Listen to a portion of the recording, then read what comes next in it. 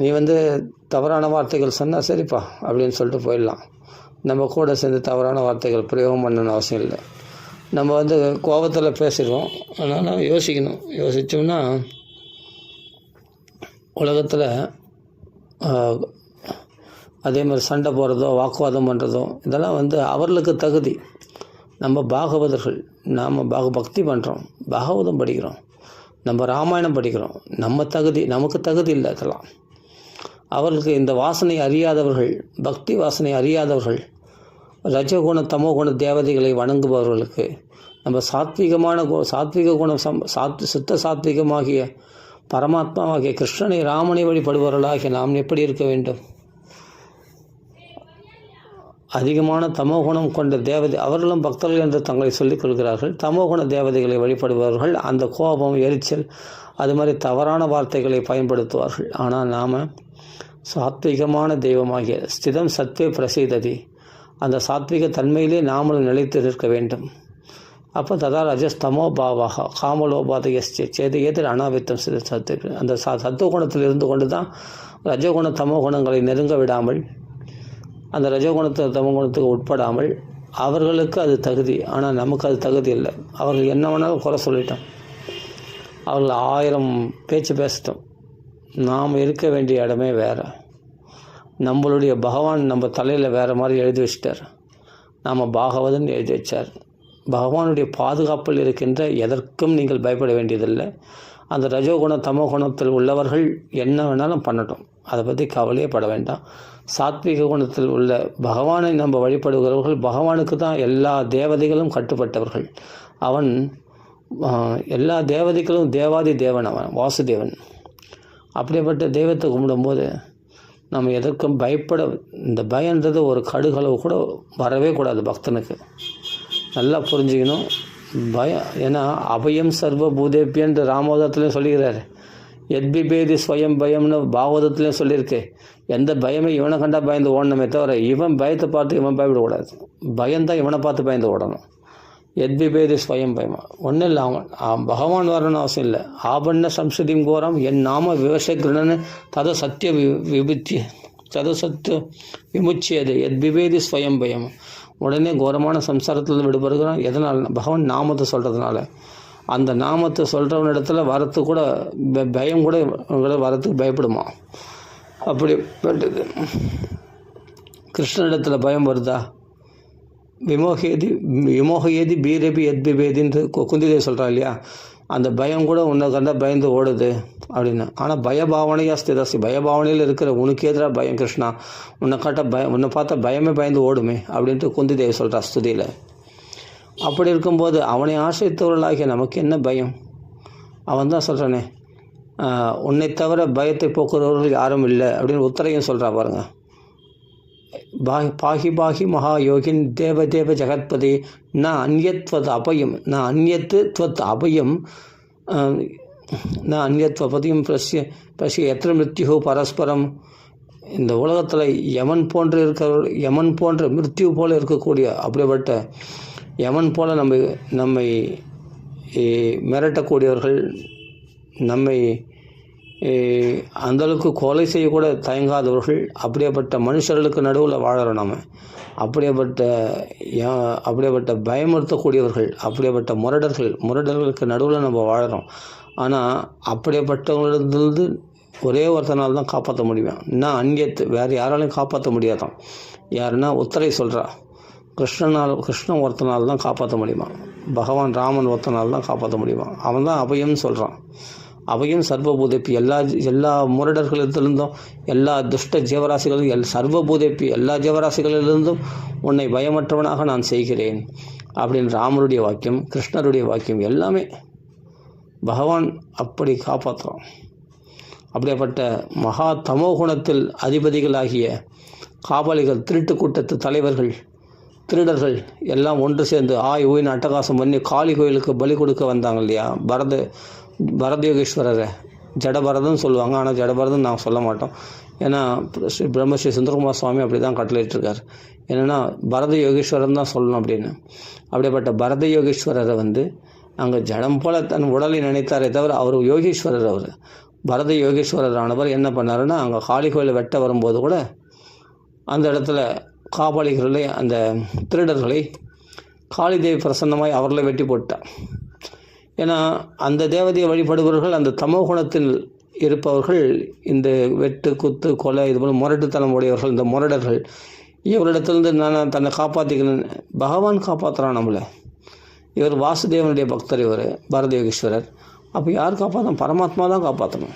பகவானை எல்லாத்துலேயும் பார்க்குறவர் அவர். அதனால் என்ன, அப்போ காளி இடத்துல கூட பகவானை பார்க்கும்போது அந்த காளி பிரசன்னமாகி உடனே பிரம்ம தேஜஸ் அவள் இடத்துல அந்த தீட்சணையும் தாங்க முடியாமல், அந்த பிரம்ம தேஜனுடைய தீட்சணை தாங்க முடியாமல் அந்த கோயில் அந்த சிலையிலேருந்து பிரத்யட்சமாகி அவள் எல்லாரையும் வதம் பண்ணிட்டாள். அதனால்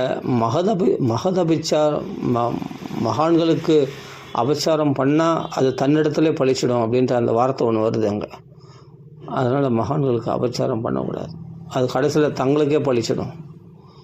அதனால் ஆனால் நாம் மகாத்மாக்களாக இருக்கணுமே, பகவத் பக்தர்கள் மகாத்மாக்களாக இருக்கணுமே, அது மாதிரி நடந்துக்கணும். தற்பாதுகாப்புக்காக கூட தன்னை திட்டிக்கிறாங்க, தன்னை நிந்திக்கிறாங்கன்னா கூட பதிலுக்கு நீ திட்டினா அப்புறம் முடிஞ்சு போச்சு. நீ பகவானை எதிர்பார்க்கலையே, நீயே எல்லாத்துக்கும் பனிஷ்மெண்ட்டு கொடுத்தாச்சு. நீ தான் பதில் பனிஷ்மெண்ட்டு கொடுத்துட்டியே, அப்புறமா நீ பகவான் எப்படி வருவான்? நீ பனிஷ்மெண்ட்டு கொடுக்காமல் இருந்தால் தான் பகவான் வருவான். அதனால் எல்லாத்தையும் திறந்துட்டு எல்லாத்தையும் வெறுத்துக்கிட்டு நம்ம யாரும் வேணாம் அப்படின்னு சில பேர் என்ன பண்ணுறாங்க. அது மாதிரி எல்லாரும் பார்த்தா, யாரை பார்த்தாலும் பிடிக்கல, இவங்கள பார்த்தா பிடிக்கல, அவங்கள பார்த்தா பிடிக்கல, அவங்க எதிரி இவங்க எதிரி எல்லாம் எதிரி. நம்ம பக்தியில் இருக்கலாம். அதனால் பௌதிகவாதிகள் இடத்துல நம்ம பகைச்சிக்கணும்னு அவசியம் இல்லை. அவர்கள் வழி வேறு, கண்டிப்பாக அவரிடத்துல நம்ம சேரக்கூடாது தான். ஆனால் அதுக்காக அவர்களை சண்டை போடவே பகைச்சிக்கணும்னு அவசியம் இல்லை. நம்ம பாட்டு நம்ம வழியை பார்த்துன்னு போயிடலாம். அவர்கள் வந்தாங்கன்னா அன்பாக பேசிட்டு அனுசரணையாக போயிட்டு வினயத்தோடு இருந்துட்டு நம்ம பக்குவமாக போகலாமே. அதனால் மனம்தான் நண்பன், மனம்தான் பகைவன். இந்த மனசு விட பெரிய பகைவன் உலகத்தில் யாருமே கிடையாது. மற்றவங்களாம் எப்படியோ அந்த 5 நிமிஷம் நீ வாக்குவாதம் பண்ணால், சண்டை போட்டால் உனக்கு பெரிய விஷயமா இருக்குது. ஆனால் அந்த 5 நிமிஷம் முடிஞ்சு போச்சு, அந்த 5 நிமிஷம் சண்டை முடிஞ்சு போச்சு. ஆனால் அந்த 50 மணி நேரம் உன் மனசு உன்னை போட்டு வாட்டி எடுக்கும் பாருங்கள். இப்படி சொல்லிட்டாங்களே, நம்மளை இந்த வார்த்தையில் சொல்லிட்டாங்களே, அந்த வார்த்தையில் சொல்லிட்டாங்களே, நம்மளை இப்படி தப்பாக நினச்சிட்டாங்களே, இப்படி பண்ணிட்டாங்களே, திட்டாங்களே, நம்மளை அவமதிச்சிட்டாங்களே அப்படின்னு அவங்க பண்ணது, அவங்க கூட இருந்தவங்க பண்ணது அப்படிலாம் நினச்சி பார்க்கும்போது என்னென்னா, உன் மனசு தான் உன்னை போட்டு அலைகழிக்கும். அவர்களை அடியோடு வெறுக்கும்படி செய்திடும். அந்த 5 நிமிஷத்தில் பிரச்சனை அந்த சொந்தத்தில் பேசி முடித்தாச்சு, அது முடிஞ்சு போச்சு அந்த கதை. ஆனால் முடிஞ்சிடுச்சுன்னு நம்ம விட மாட்டோம், நாம் விட மாட்டோம்ல, நம்ம மனசை விடாது. அது முடிஞ்சு போச்சுன்னு விடாது. அது எப்படி முடிக்கலாம், நீ முடிக்கூடாது அப்படின்னு கலிபுருஷன் என்ன பண்ணால் மனசில் தெளிச்சுட்டே இருப்போம். இப்படி பண்ணுறாங்க, அப்படி பண்ணுறாங்க, இது பண்ணுறாங்க. சரி, அதுக்கு நம்ம ஏதாவது சரி என்ன பண்ணுவான், அடியோடு வெறுக்கும்போது அதை பழி வாங்கணும்னு முடிவு எடுக்கும்போது அது என்னென்னா இன்னும் கொஞ்சம் அதிகமான பெரிய பிரச்சனையாக, பெரிய விகாரமாக்கி உன்னை நிர்மூலப்படுத்திட்டு அப்புறமா அதே மனசு சொல்லும், நீ இப்படி செய்திருக்கக்கூடாது, இவ்வளோ பெரிய பிரச்சனை ஆக்கியிருக்கக்கூடாது, இவ்வளோ பெரிய பிரச்சனை இருந்தாலும் பற்றியா இப்போ எவ்வளோ பெரிய லாஸு, இந்த அளவுக்கு இவ்வளோ கஷ்டம் வரது அவசியமா, நீ கொஞ்சம் பொறுமையாக போயிருக்கலாம். அதே மனசு தான் சொல்லும். எந்த மனசு பற்றியா உன்னை இப்படி செய்தாங்க, எந்த அளவுக்கு உன்னை பாடுபடுத்தினா, எப்படிலாம் பேசினாங்க, உன்னை எப்படிலாம் தப்பாக பேசினாங்க, விடக்கூடாது, பெரிய சண்டையாகணும் அப்படின்னு சொல்லிட்டு அவரில் பதில் கேட்டாகணும் அப்படின்னு சொல்லிட்டு உன் மனசை தூண்டி உன்னை அழகழிக்கும். இதே கலிபுருஷன். களி என்னென்னா சண்டை சச்சரவுகளை அதிகரிக்க செய்யக்கூடியவன். அந்த களியானவன் என்ன பண்ண ஆயிடுச்சுன்னா உடனே என்ன பண்ணும், அந்த இடத்துல போய் அவங்க இடத்துல போய் அதை பெரிய பிரச்சனை ஆக்கி அதனால் வாக்குவாதம் முத்தி அது கை கலப்பு கூட ஆகி பெரிய சண்டை, ஒரு லாஸ், ஒரு இழப்பு இழந்தால் தான் அது ஏதாவது பண்ணிவிட்டு உன்னை சும்மா விடாது. உன்னை நிம்மதி இல்லாத பண்ணால் தான் அந்த களிக்கு திருப்தி. அப்போ என்ன பண்ணிட்டா அப்புறமா சுத்தமாக வெறுத்துட்டு அதனால் ஒரு பெரிய மன உளைச்சலுக்கு ஆளாகி அது சின்ன விஷயத்தோட 5 நிமிஷம் கதை முடிஞ்சு போச்சு. அது இவன் மனசில் போட்டு திணிச்சு அதை பெருசாக்கி அதுக்கு பதில் செய்யணுட்டு போய் பதில் செய்து அதனால் பெரிய மனசில் பெரிய லாஸ் ஆகி அவன் மன உளைச்சலுக்கு ஆளாகி அப்புறம் எதுக்குன்னா நரக வாழ்க்கை வாழறான் மனுஷன். உண்மையிலேயே இந்த உலகத்தில் இருக்கிறவங்க கிருஷ்ண பக்தர்களை தவிர மற்றவங்க எல்லாருமே பலவீனமானவர்கள் தான். கிருஷ்ண பக்தர்கள், ராம பக்தர்கள் மட்டும்தான் பலமுள்ளவர்கள். நல்லா புரிஞ்சுங்க.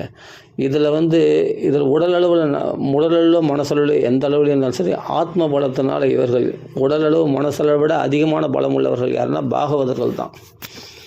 இவருடைய பலத்தை இவர்கள் அறியாததுனால அப்படியேப்பட்ட பலவீனமானவர்களிடத்தில் போய் இவர்கள் தங்கள் பலத்தை காட்டுன்னு நினைக்கிறாங்க. அதனால் என்னன்னா இவர்கள் பலத்தை இழக்கிறார்கள். அதனால் நம்ம பலத்தை இழந்து விடுகிறோம். எந்த பலத்தைனா நம்ம பக்தியினால் சம்பாதித்த தபஸ் பலத்தை இழந்து விடுகிறோம் அவர்களை தவறமாக பேசுறதுனால.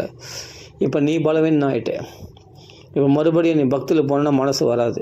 ஏன்னா நீ அங்கே பிரச்சனை பண்ண இல்லையா, அது பெரிய பிரச்சனை ஆகலைல்ல, அது உன் மனசை இன்னும் அதிகமாக போட்டு வாட்டின்னு இருக்கும். நீ இப்படி செய்திருக்கூடாதுன்னு ஃபஸ்ட்டு என்னென்னா செய்ய சொல்லி தோன்றுந்து அதே மனசு தான். அதே மனசு என்ன பண்ணும், இப்படி நீ செய்திருக்கூடாது பற்றி எவ்வளோ பேர் பிரச்சனை ஆகிடுச்சுப்பார். இப்போ நீ என்ன போகிற, நாளைக்கு என்ன பண்ண போகிற, நாளைக்கு அவங்களால சில விஷயங்கள் ஆக வேண்டியது இருந்தால் என்ன பண்ணுவேன் நீ, அப்படி என்ன பண்ணுவேன், இப்படி என்ன பண்ணுவோன்ட்டு உன்னை போட்டு அலை கழிக்கும். அப்படியே உனக்கு துன்பம் கொடுக்கும். சரி, நம்ம மன்னிப்பு கேட்டலாமா, இவ்வளோ பேர் பிரச்சனை ஆகிட்டு அப்புறம் மன்னிப்பாங்களா, அது பெரிய தப்பாயிடும். முடியாது. எப்படி அவங்க மனசை போட்டு அலைகள் நிம்மதி இல்லாத பண்ணிவிடும். அதனால்தான் ஒரு பாகவதம் படிக்கிறோம், பகவத்கீதை படிக்கிறோம்.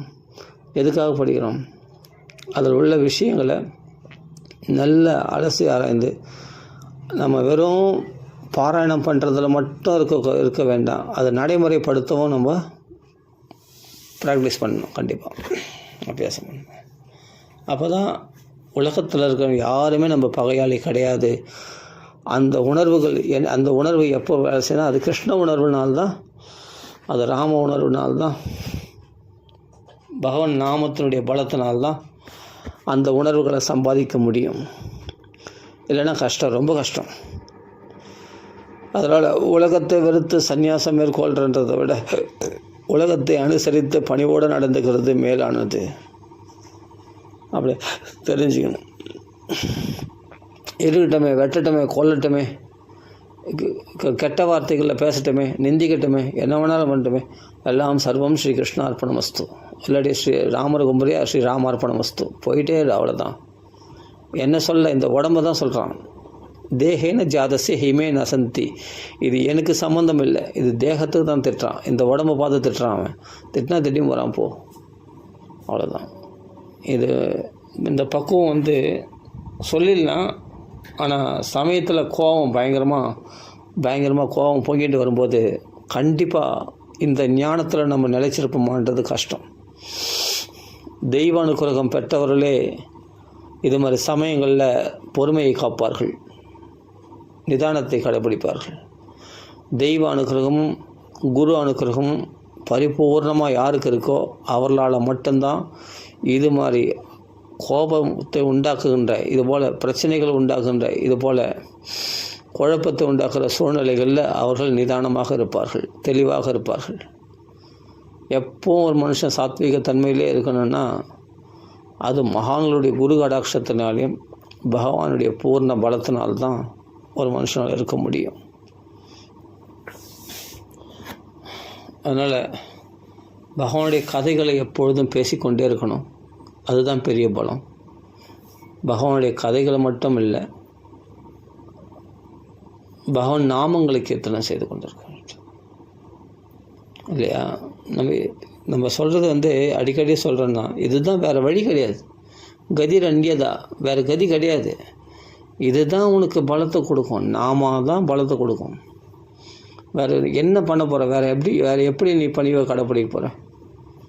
என் சாமர்த்தியத்தினால நடக்காது. எங்கேயாவது ஒன்று கோட்டை விட்டுரு. எவ்வளோ ஜாக்கிரதையாக இருந்தாலும் சமயத்தில் எங்கேயோ அஜாக்கிரதையாக இருந்து கோட்டை விட்டுரும். அப்போ நம்ம டென்ஷன் ஆகிடும். நம்ம பலவீனம் அது. அப்போ பலவீனத்தில் பலமாக இருக்குது எதுனா கிருஷ்ணனுடைய பலம், பகவானுடைய பலம் தான் பலமாக இருக்கும். அதுக்கு தான் திருப்பி திருப்பி திருப்பி திருப்பி பாகவதம் படிங்க, பாகவதம் படிக்கணும், பாகவதம் படிக்கணும்னு சொல்கிறதுக்கு காரணமே அதான்.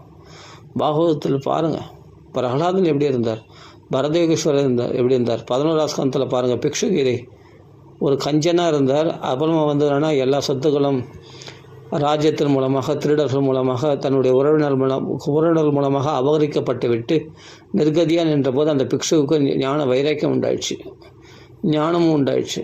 அப்போது துஷ்டர்களால் அவமதிக்கப்படும் போது அந்த அவமானத்தை எப்படி பொறுத்து கொள்கிறார் பாருங்கள். அந்த சரித்திரத்தை போய் படித்து பாருங்கள், ரொம்ப அருமையாக இருக்கும். நம்ம அதில் அவ்வளோ அந்தளவுக்கு பர்ஃபெக்டாக நம்ம பிக்ஷு மாதிரிலாம் இருக்க முடியாது. இருந்தாலும் அதில் கொஞ்சமாவது முயற்சி பண்ணலாமே.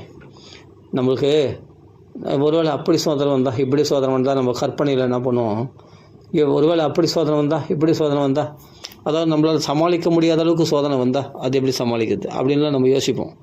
நான் என்ன சொல்கிறேன்னா, அப்பப்பொழுது வரக்கூடிய பிரச்சனை மட்டும் ஃபேஸ் பண்ணால் போதும். அப்பப்போ வரக்கூடிய சமயத்தில் அந்த சமயத்தில் மட்டும் கோவப்படாமல் இருந்தால் போதும். நம்மளுக்கு பெரிய பெரிய பிரச்சனைலாம் பகவான் கொடுக்க மாட்டான். நமக்கு என்ன பிரச்சனை வருமோ அதான் வரும். நாம் என்ன பண்ணுவோம், கற்பனையில் இல்லை இது இந்தளவுக்கு ஆபத்து வந்தால், அந்தளவுக்கு ஆபத்து வந்தால் அப்படின்னு நம்ம கற்பனையில் பெருசாக நம்ம நினைப்போம். பெரிய பெரிய ஆபத்துக்களை பற்றி நம்ம கற்பனை பண்ணி அப்படிலாம் வந்தால் நான் எப்படி சமாளிக்க போகிறேன், இப்படிலாம் வந்தால் எப்படி சமாளிக்க போகிறேன், அதில் பாகவத தர்மத்தில் இதெல்லாம் கடைப்பிடிக்க முடியுமா? அப்போ பிக்ஷுகிரிக்கு வந்த மாதிரி, பிக்ஷுகிரியில் இருக்கிற அந்த பிக்ஷுவுக்கு வந்த மாதிரி துஷ்டர்களால் ரொம்ப அவமதிக்கிறதுலாம் அந்த அளவுக்குலாம் ரிஷபதேவரை அவமதித்த மாதிரி, பரதயோகேஸ்வரர் அவமதித்த மாதிரிலாம் நம்மளுக்கு அவமதிப்பு வருமா? காளி கோயிலில் வெட்டுற மாதிரி அது மாதிரிலாம் வந்துடுமா? அதெல்லாம் என்ன எப்படி பிரகலாதம் வந்த மாதிரிலாம் கஷ்டங்கள் வருமா? மலையிலேருந்து கீழே தள்ளுறது, நெருப்பில் போடுறது, அதே சமயத்தில் சொட்டை கட்டி எடுத்து ஒரு பிரகலாதம் வெட்ட வந்தாங்களே அது மாதிரிலாம் கஷ்டம் வருமா? ஏன் இந்த கற்பனை? அதெல்லாம் கண்டிப்பாக அது மாதிரி துன்பங்கள் இந்த கலியுகத்தில் வராது கண்டிப்பாக. அதாவது என்னென்னா, அந்த காலம் வேறு, அதுக்கான மனோபலம் நமக்கு கிடையாதுன்னு பகவானுக்கு தெரியும். நமக்கு வரக்கூடிய சின்ன கஷ்டங்கள் தான். அந்த சின்ன கஷ்டங்களில் நம்ம என்ன பண்ணுவோம், அதெல்லாம் கடைப்பிடிக்க முடியாது அப்படின்னு நம்ம ஒரு தீர்மானம் பண்ணிடுறோம். பிரகலாத மாதிரிலாம் நம்ம கடைப்பிடிக்க முடியாது, பரதயோகேஸ்வரர் மாதிரிலாம் நம்ம கடைப்பிடிக்க முடியாது, பிக்ஷு மாதிரிலாம் நம்ம கடைப்பிடிக்க முடியாது. நம்மளே ஒரு தீர்மானம் பண்ணிவிட்டு அதெல்லாம் ரொம்ப கஷ்டம், அவ்வளோ பொறுமையெல்லாம் இருக்க முடியாது அப்படின்னு நமக்குள்ளே ஒரு தீர்மானம் பண்ணி ஏதோ உலகத்தை அனுசரிச்சுன்னு போவோம், அவ்வளோதான். ஆக மொத்தம் கோவம் வந்தால் கோவப்படும். ஏன்னா நான் வீண் சண்டைக்கு போக மாட்டேன்ப்பா, எங்களை வீண் சண்டைக்கு வந்தால் நான் சும்மா இருக்க மாட்டேன் அப்படின்ற ஒரு கொள்கையில் வாழும்போது அப்படி தான் நம்ம வாழறோம். நான் ஒரு சாதாரண மீடியமான மனுஷன், அவ்வளோதான். நான் பெரிய உத்தமம் கிடையாது. அதே சமயத்தில் நான் தப்பும் பண்ண மாட்டேன். என்ன சண்டை வலிச்சா நான் சும்மா இருக்க மாட்டேன் அப்படின்னு இப்படி தான் நம்ம நிறைய பேர் பேசுறதை நான் கேட்டுக்கிறேன். அப்படி கூடாது. அப்போ எதுக்கு பாகவதம் படிக்கிறேன், பகவத்கீதை படிக்கிறோம், ராமாயணம் படிக்கிறோம் அப்படின்னு யோசித்தா நம்ம பல விஷயங்கள் நம்ம யோசித்து பாருங்கள். பாகவதம் படிக்கும்போது அவ்வளோ பெரிய பிரச்சனைகள் வரும்னு நம்மளுக்குள்ளே தாட் பண்ணிக்கிட்டு அந்த பிரச்சனைகள் அப்படிலாம் என்னால் இருக்க முடியாது அப்படின்னு நம்ம முடிவு பண்ணிடுறோம். அவ்வளோ பெரிய பிரச்சனைகள்லாம் வராது. உங்களுக்கு அன்றாடம் என்னென்ன பிரச்சனை வரலாம், சாதாரண பிரச்சனை, வீட்டில் ஒரு கணவன் மனைக்குள்ளே வாக்குவாதம், இல்லை அப்பா பிள்ளைக்குள்ளே ஒரு வாக்குவாதம், இல்லை ஒரு ஃப்ரெண்ட்ஷிப்புக்குள்ளே ஒரு சண்டை, இல்லை ஆஃபீஸில் ஒரு சின்ன இது, அவ்வளோதான். அது கிளாரிஃபிகேஷன், அது என்ன பண்ண காம்ப்ரமைஸ் பண்ணிக்கலாம். எப்படியாவது சின்ன சின்ன விஷயமாக தான் வரும். இந்த சின்ன விஷயத்திலே நம்ம உண்மையாக இல்லாத போது பெரிய விஷயத்தில் நீ எப்படி உண்மையாக இருப்ப? சின்ன விஷயத்துலேயே நாம் தாங்கிக்கூட சக்தி இல்லைன்னு சொன்னால் நம்ம எப்படி பெரிய விஷயத்தில் நம்ம டீல் பண்ண போகிறோம்? ஃபஸ்ட்டு நமக்கு பெருசாக கற்பனை பண்ணாமல் நமக்கு என்ன ப்ராப்ளம்ஸ் நம்மளுக்கு பகவான் கொடுத்துருக்கானோ அந்த ப்ராப்ளம்ஸ் தான் நம்மளுக்கு வருமே தவிர பிரகலாதனுக்கு வந்த மாதிரி, சீதைக்கு வந்த மாதிரி அது மாதிரி துன்பங்கள்லாம் வராது. நமக்கு கம்மியாக தான் வரும். நமக்கு என்னென்னா சின்ன விஷயம், அந்த சின்ன விஷயத்தை ஏன்னா நம்ம ஃபுல்லாக அந்த பாகவத தர்மத்தை ஃபுல்லாக ரிஜெக்ட் பண்ணிடுறதுனால அதெல்லாம் கடைப்பிடிக்க முடியாது அப்படின்னு நம்மளே முடிவு கட்டிடுறதுனால சின்ன விஷயத்தை கூட நம்ம கடைப்பிடிக்க மாட்டோம். கடைப்பிடிக்காமல் உடனே டென்ஷன் ஆகிடும். உடனே என்ன பண்ணோம், கோவப்பட்டு பிரச்சனையை பெருசு பண்ணிவிடும். உனக்கு வந்தது பார்த்தா சின்ன பிரச்சனை தான், சின்ன சோதனை தான், சின்ன கஷ்டம் தான், அதை டீல் பண்ண முடியல, அதுக்குள்ளே நீ சோர்ந்து போயிட்டே, நீ அதுலேயே சோகத்தில் விழுந்துட்டேன். சின்ன ஒரு இழப்பு இருந்தால் கூட அது பெரிய சோகமாக உண்டாக்கிடுது. அந்தளவுக்கு பெருசாக சோகம் கிடையாது அது, ஆனால் அது பெரிய சோகமாக நீ நினச்சிக்கிறது. அதே சின்ன பயம் வந்தால் கூட அது பெரிய பயமாக நினச்சி பயப்படுறது. அதே சின்ன பிரச்சனை வந்தால் கூட அதுக்கு பெருசாக விகாரமாக்கிறது. நல்லா புரிஞ்சுங்க. ஆனால் ஈஸியாக சமாளிக்க முடியும் அந்த பிரச்சனையை. ஆனால் அது கூட நீ சமாளிக்காமல் நீ என்னன்னா எல்லாத்துலேயும் பொறுமையாக போகணுன்ற ஒரு முடிவு எடுக்கலை. எல்லாத்துலேயும் பணிஞ்சு போகணுன்ற ஒரு முடிவு எடுக்கலை, எல்லாத்தையும் அட்ஜஸ்ட் பண்ணின்னு போகணும் அப்படின்ற ஒரு முடிவு எடுக்கலை. ஏன்னா என்னால் அது முடியாதுன்னு நீ முடிவு முடியாதுன்னு முடிவு பண்ணின்ற அந்த மனநிலையில் இதெல்லாம் அட்ஜஸ்ட் பண்ணி போக முடியாது. கண்டிப்பாக சின்ன சின்ன விஷயத்துக்கு கூட பெரிய பெரிய சண்டை போடுவோம். சின்ன ஒரு மனக்கசப்பு கூட உன்னால் தாங்க முடியாது. சின்ன ஒரு குண்டு ஊசி விழுந்தால் கூட அந்த சத்தம் பெரிய இடி விழுற மாதிரி இருக்கும். அப்படின்னு சின்ன சின்ன பிரச்சனைகள் கூட உன்னால் தாங்க முடியாத அளவுக்கு என்னென்னா பக்தி பண்ணுறேன், எல்லாம் பண்ணுறேன், பகவான் நாமா சொல்கிறேன், பாகவதம் படிக்கிறேன், எல்லாம் பண்ணுறோம். ஆனால் நம்ம நான் என்னுடைய கேரக்டர் இப்படி தான் இருக்கணும் அப்படின்னு நம்ம முடிவு எடுக்கலையே வாழ்க்கையில். அப்படி முடிவு எடுத்துட்டோம்னா அப்புறம் பின் வாழக்கூடாது. நான் இப்படி தான் எந்த சூழ்நிலையிலும் ராமர் மாதிரி உறுதியாக இருக்கணும். அதாவது என்னென்னா அப்போ பித்ருவாக்கிய பரிபாலனம் பண்ணுறேன் அப்படின்னு சொல்லிட்டு அவர் பாட்டு காட்டுக்கு போனார். அப்போது கைகை அம்மா திருப்பி பலவந்தப்படுத்தும் போது அப்போ சொல்கிறேன், அம்மா ராமனுடைய வாக்கு ஒரு வாக்கு தான், ரெண்டாவது வாக்கு கிடையாது. நான் ரெண்டாவது பேசுகிறேன், திருப்பியும் சத்தியம் பண்ணுறேன், நான் 14 வருஷம் வனவாசத்தில் இருப்பன்றது உறுதி அப்படின்ட்டு அந்த ராமர் மாதிரி உறுதி உடையவனாக இருக்கணும். நான் 14 வருஷம் யார் வந்தாலும் நான் மாற்ற மாட்டேன் தான் அப்படின்னு சொல்லிட்டு உறுதி எடுத்துக்கினார். பிரதிஜை பண்ணுறாரு. யார்?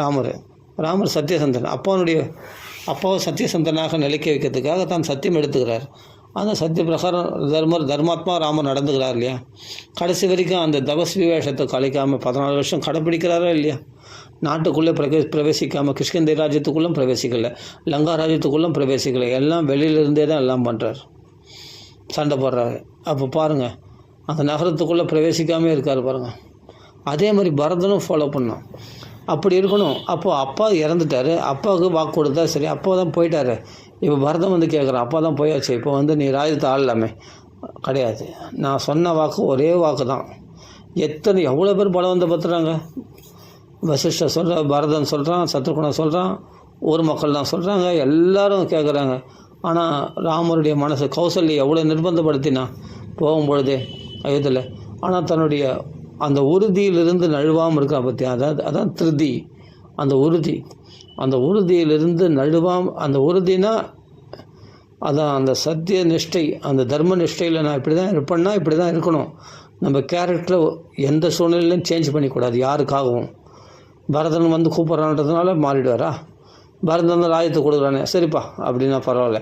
இல்லை நீ எங்கே ஒத்துக்க மாட்டியோ, அப்பா வந்து உனக்கு கொடுத்துருக்காரு, உனக்கு கொடுத்த ராஜ்யத்தை நீ எங்கே கொடுக்க மாட்டியோ, சரி நினச்சேன் பரவாயில்ல, நீ ஒத்துக்கினா நீ மனசார ஒத்துக்கிறியா? ஒத்துக்கிறேன். மனசார கண்டிப்பாக ஒத்துக்கிறல்ல, சரி அப்படின்னா நான் வந்து ராஜ்யத்தை ஆள்றேன் அப்படின்னு வந்துடலாம். இல்லை பரதம் பின்னாடி அப்படி வரவர் கிடையாது. நீ என்ன வேணாலும் சொல்லிக்கோ, நீ மனமாற்றம் ஆகு, இல்லாட்டி ராஜ்யத்துக்கு ஆசைப்படி எதனா பண்ணிக்கோ, ஆனால் நான் இப்படி தான். வாழ்க்கை மாறலாம், ஆள் மாறக்கூடாதுன்னு சொல்லுவார் அண்ணா. அது மாதிரி ராமருடைய கேரக்டர் எப்படின்னா, நான் இப்படி தான் இருப்பேன். நான் இப்போது கதை சொல்லலாம். நம்ம பாகவதம் வந்து என்னென்னா, கிருஷ்ணனுடைய பரிசுத்த கேள்வி கேட்குறார், சுகாச்சார பதில் சொல்ல போகிறார், 10ஆம் ஸ்கந்தம் வந்திருக்கோம், நம்ம அதெல்லாம் கதை சொல்லிட்டு போயிடலாம். ஆனால் கதை சொல்கிறத விட அதில் உள்ள விஷயங்களை கடைப்பிடிக்கிறது ரொம்ப மேலே. நல்லா புரிஞ்சுங்க. 6 குழந்தைகளை கொள்கிறான் கம்சன். அவனுக்கு எதிர்க்க சக்தியும் இல்லை, அதே சமயத்தில் வேறு வழி இல்லை. ஆனால் வசுதேவர் எதையும் தடுக்கலை. ஆனால் தன்னுடைய சத்திய நிஷ்டையில் உறுதியாக இருக்கார். நான் குழந்தைகளை பிறகுற குழந்தைய நான் கொடுக்குறேன்னு சொன்ன பற்றியா, அப்போ தன் குழந்தைகளே ஆனாலும் அதை கொடுக்குறாரு பாருங்கள் வசுதேவர். எப்படி கொடுக்க மனசு வருது? அந்த 6 குழந்தைகளை கொள்றதுக்கு அப்படியே விட்டார் வசுதேவர். தான் பெற்ற குழந்தைய தேவகியும் வசுதேவரும் மனசார விட்டாங்களே. அதான் சொல்கிறேன், பொறுமையை கடைப்பிடிக்கிறவங்க எதை துறக்க முடியாது அப்படின்னு இதே பாகவத்தில் சொல்லப்பட்டிருக்கு. அது என்ன ஸ்லோகம்? பாட்டெல்லாம் பொறுத்து கொள்ளுவர்களால் எதையும் முடியும், துஷ்டர்களால் எந்த ஸ்நேகத்தையும் விட முடியும் அப்படின்னு இதே பாகவதம் சொல்லியிருக்கேன். பொறுமையை கடைப்பிடிக்கிறவங்களால எதை துறக்க முடியாது அப்படின்னு சொல்லியிருக்கேன்.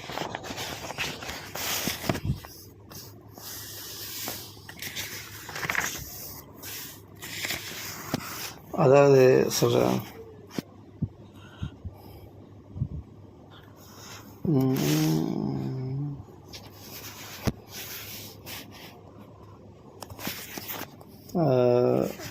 எங்கிறது ஒவ்வொரு குழந்தைகளாக கம்சன் கொள்ளுவான். ஆனால் அந்த குழந்தைகள் அந்த இடத்துல சுகாச்சார் ரொம்ப அருமையாக சொல்லுவார்.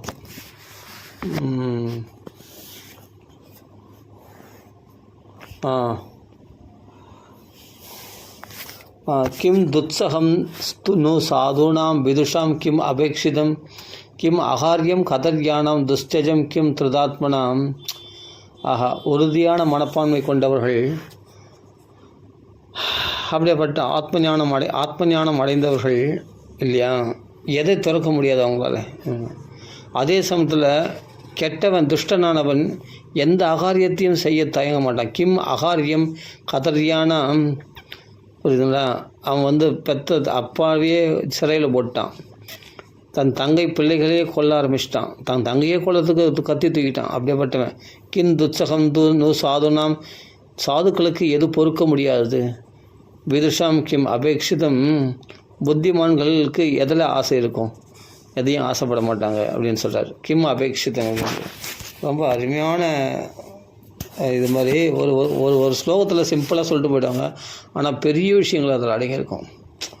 திருஷ்வா சமத்துவம் தச்சோரே சத்திய செய்வ விவஸ்திதம் கம்சஸ் துஷ்டமனா ராஜன் பிரகசன்னிதம் அப்பிரவித்து. அதாவது எல்லாத்தையும் சமமாக நினைக்கிற அவர்கள் சத்தியநிஷ்டையில் இருக்கக்கூடிய வசுதேவர் தன் பிள்ளைகள் 6 குழந்தைகளையும் கம்சனிடத்தில் ஒப்படைக்கிறார். தேவகியை காப்பாற்றுறதுக்காக வாக்கு கொடுத்தார் இல்லையா, நான் என்னுடைய பிறக்க என்னுடைய பிள்ளைகளை நான் கொடுத்து விடுகிறேன் என்று. அந்த சத்தியநிஷ்டையில் உறுதியாக இருந்தாலும் அதுதான் சொல்கிறார். கிம் துத்சகம் சாதுனாம், சாதுக்களுக்கு எதை பொறுத்து கொள்ள முடியாது, எல்லா துன்பங்களையும் பொறுத்து கொள்வார்கள் அவர்கள். விதுஷாம் கிம் அபேட்சிதம், புத்திமான்கள் விஷயம் தெரிஞ்சவர்கள் எதில் அபேட்சிக்க மாட்டாங்க. ஏன்னா தேகத்தை தானே வதம் பண்ணுறான், ஆத்மாவில்லை அப்படின்னு. விதுஷாம் அதாவது வித்தை அறிந்த, அதாவது என்னென்னா ஆத்ம ஞானத்தை அறிந்தவர்கள் அப்படிலாம் சொல்லப்பட்டிருக்கு. கிம் அகாரியம் கதர்யானாம், துஷ்டர்கள் மற்றவர்களை கதற செய்பவர்கள் எந்த அகாரியத்தை செய்ய மாட்டார்கள். துஸ்தஜம் கிம் திருதாத்மனாம், ஆத்மா உறுதியாக இருக்கிறவங்க, ஆத்ம ஞானத்தில் உறுதியாக இருக்க திருடமான மனத்தோடையவர்கள் எதை துறக்க முடியாது அவர்களால் அப்படின்றார். அந்தளவுக்கு மனப்பான்மை கொண்டவர்களாக வசுதேவர் இருக்கார், தேவகியும் இருக்கிறாங்க. பாருங்கள், யோசித்து பாருங்கள், மனசார எப்படி விட்டு இருக்காங்க. அதுதான் அந்த அளவுக்கு நாம் மனப்பான்மை கொண்டவர்களாக இருக்கணும். ஆனால் இருக்க முடியலைன்னா அதுக்காக முயற்சியாவது பண்ணலாம் இல்லையா. என்னால் முடியாதுன்னு ஒதுங்கிறத காட்டிடலாம். அப்போது நம்மளுடைய வேலை என்னென்னா நல்லா பணம் சம்பாதிக்கிறது இல்லை, இதுபோல் மனசை அடக்கிறது தான் நம்ம வேலையே. ஃபஸ்ட்டு நம்ம நம் நடத்தைகளை நிறைய மாற்றணும், நம்மளுடைய குணங்களை மாற்றணும், நம்ம சாதுக்களாக முதல் மாறணும். அப்புறமா நீங்கள் பாகவதம் படித்து பாருங்கள், பாகவதம் உங்களுக்கே சொந்தமாயிடும். கிருஷ்ண பக்தி தன்னாலேயே பெருகும். ஃபஸ்ட்டு இந்த சாதுனுடைய சாதவகா சாது பூஷணகா, இந்த பூஷணங்களை எல்லாம் நாம் அணிந்து கொள்ள வேண்டும். சாது தன்மைகளை திதிக்ஷபகா காரணிகா சுஹൃதகா சர்வதேகினாம் அப்படின்னு சொல்கிறாங்க இல்லையா. அந்த எல்லாத்தையும் பொறுத்து கொள்ளக்கூடிய மனப்பான்மை, கருணை காட்டக்கூடியது, எல்லார் இடத்துலையும் அன்பு காட்டுறது, எல்லாருக்கும் நலன் விரும்பிகளாக இருக்கிறது, இதெல்லாம் சாது தன்மைகள் என்று கபில வாசுதேவர் சொல்லியிருக்காரு. இதெல்லாம் நம்ம இதுதான் சாதவகா சாது பூஷணகா, இந்த சாது தன்மைகளை அப்புறமா அனன்ய பாவேன கிருஷ்ண பக்தி, பகவத் பக்தியில் அனன்ய பக்தியோடு பண்ணிட்டு இருக்கணும். அப்போ கிருஷ்ண பக்தியினுடைய பலத்தினால்தான் இந்த குணங்களை சம்பாதிக்கணும். ஹராப பக்தஸ்ய குதம் மகத்குணான்னு, ஹரிபக்தர்களை தவிர வேறு யாருக்கு இந்த மகத்குணங்களை சம்பாதிக்க முடியும்? தேவர்களோடு கூடிய தேவர்கள் சாத்விகமானவர்கள், தங்களுடைய அந்த தேவர்கள் சாத்விகமான குணங்களோடு தங்கி விடுகிறார்கள் அந்த பக்தர்களுடைய இருதயத்தில். ஏன்னா பகவான் தங்கந்தால, பகவான் இருக்கிற இடத்துல தான் தேவர்கள் இருப்பாங்க. அசுரர்களுக்கு அங்கே வேலை கிடையாது, அசுரர்கள் பகவான் துரத்திடுச்சிடும். ஆனால் அசுர சுபாவங்களாகிய ரஜோகுணம் தமோகுணம் பாதிக்காது அப்படின்னு சொல்லப்படுகிறது. அதனால் நம்ம சாத்விகமான தேவதையாகிய கிருஷ்ணன் பகவானை மட்டும்தான் வழிபட வேண்டும். தமோகுண தேவதைகளையும் ரஜோகுண தேவதைகளையும் வழிபட்டோம்னா அதற்கான குணங்கள் தான் நமக்குள்ளே பிரதிபலிக்கும். நான் சொல்ல பாகவதமே சொல்லியிருக்கு. அதான் ரஜோகுணம் தமோ குணம்லாம் இருக்குது. ஸ்ரீ ஐஸ்வர்ய பிரஜேப்சவகா அப்படி சொல்ல, ஸ்ரீ ஐஸ்வர்யம் பிரஜேப்சவகா, அஷ்டமா சித்திகள் வேண்டுமென்றோ, ஸ்ரீ நல்ல பொருள் பணம் வேண்டுமென்றோ, இல்லை குழந்தை பாக்கியம் மற்ற புத்திர பாக்கியம் வேறு ஏதாவது லௌகிக சௌக்கியங்கள் வேண்டும் என்பதற்காக ரஜோகுண தமோகுண தேவதைகளை வழிபடுகிறார்கள். ஆனால் நிச்சயஸ் அதை மோட்சத்தை விரும்புபவர்கள், உண்மையான மனசாந்தி விரும்பவர்கள் சாத்விக குணமாகிய பகவான் நாராயணதையும் விஷ்ணுவதையும் வழிபடுவார்கள் என்று முதல்ல 3வது அத்தியாயமோ ஏதோ ஒரு அத்தியாயத்தில் சொல்லப்பட்டிருக்காது. நீங்கள் பாகவத்தில் படிச்சிங்கன்னா தெரியும். அப்போ நம்ம எதை கடைப்பிடிக்கணும் அப்படின்றதெல்லாம் பாகவத்தில் புட்டு வச்சுருக்கு. நம்ம கொஞ்சம் நியாயம் சாதுமாக இருக்கோ. இது அதாவது இப்போ துருவன் என்னென்னா குபேரனுடைய எக்ஸர்கள்லாம் கொல்ல ஆரம்பிச்சிடறான். கோபம், அவ்வளோ கோபம். தன் தம்பியை கொண்டுட்டானே, என்னமா கொல்லலாம், அந்த எக்ஸர்கள்லாம் அவ்வளோ பலசாலிகளா, பார்த்துடலாம் இன்றைக்கி ஒரு கை அப்படின்னு சொல்லிட்டு அவ்வளோ கோபத்தில் பொங்கின்னு வரான். யார்? துருவன். பொங்கின்னு வரையும் நிறைய எக்ஸர்கள்லாம் செம்மையாக சண்டை போட்டு அந்த எக்ஸர்கள் போடுற அந்த அந்த வியூகத்தெல்லாம் உடைச்சிட்டு எப்படியோ சண்டை போட்டு அப்போ நாராயணஸ்திரத்தையே பிரயோகம் பண்ண துணிஞ்சிட்டான். அந்தளவுக்கு கோபம் அதிகமாகி நாராயணஸ்திரத்தையே பிரயோகம் பண்ண துணிஞ்சிட்டான். நாராயணஸ்திரம் உலகத்தையே அழிச்சிட்டான். அப்படிப்பட்ட நாராயணாஸ்திரத்தையே பிரயோகம் பண்ண துணிஞ்சிட்டான். அப்போ தான் எக்ஸர்கள் நிறைய பேர் கொண்டுட்டு போதாமல் மேலே அந்த எக்ஸர்கள் தாக்கப்படுறதுனால அந்த எக்ஸர்கள் மொத்த பேர் கொள்றான்னு சொல்லிட்டு தன் சைன்யங்களோட துருவன் நிறைய பேர் வதம் பண்ணுற. அப்போ நாராயணஸ்திரத்தை பிரயோகம் பண்ண துணிஞ்ச உடனே தான் தன் சக்தியெல்லாம் குறைஞ்சி போச்சு. இனிமேல் நாராயணஸ்திரம் தான் நம்மளை காப்பாற்றும் அப்படின்னு நாராயணஸ்திரம் பிரயோகம் இருந்தால் அப்போ தான் சுவாயம்பு மனு தாத்தா நியாயம் சாது மார்க்கோ, இது சாதுனுடைய வழி இல்லைப்பா, இது தப்பான வழி, தயவுசெய்து இது நீ செய்யாத. 5 மாதத்தில் பகவானை தரிசனம் பண்ணோன்னா நீ உன்னுடைய ஒரு தம்பி கொண்டதுக்காக எவ்வளோ எக்ஸர்களை கொண்டுட்டியே, இது எந்த விதத்தில் நியாயம்? ஒரு பாவம் அறியாது எக்ஸர்களை கொள்வது எந்த விதத்தில் நியாயம்? யாரோ ஒரு எக்ஸ்ட்ரன் கொண்டதுக்கு இத்தனை எக்ஸ்ட்ரல் நீ கொண்டது எந்த நியாயம் அப்படின்னு சொல்லிட்டு அந்த தர்மங்களை உபதேசம் பண்ணி சாது மார்க்கத்தை உபதேசம் பண்ணி அப்புறமா சுவாயம்பு மனு தாத்தா உத்தானபாதனுடைய அப்பா சுவாயம்பு மனு. அப்போ உத்தானபாதனுடைய புத்திரன் தான் துருவன். அப்போ அவருக்கு புத்திமதி சொல்லவுடனே அவர் யுத்தத்திலேருந்து விலகிறார். யுத்தத்தில் விலகி சமாதானம் அடைகிறார். சமாதானம் அந்த கோபத்தை விடுறார். தாத்தா சொன்ன உடனே கோபத்தை விட்டு அப்புறமா தான் மன்னிப்பு கேட்டுக்கிறார். சுவாயம்பு மனு இடத்துல என்னிடத்துல மன்னிப்பு கேட்டு என்ன பிரயோஜனம்?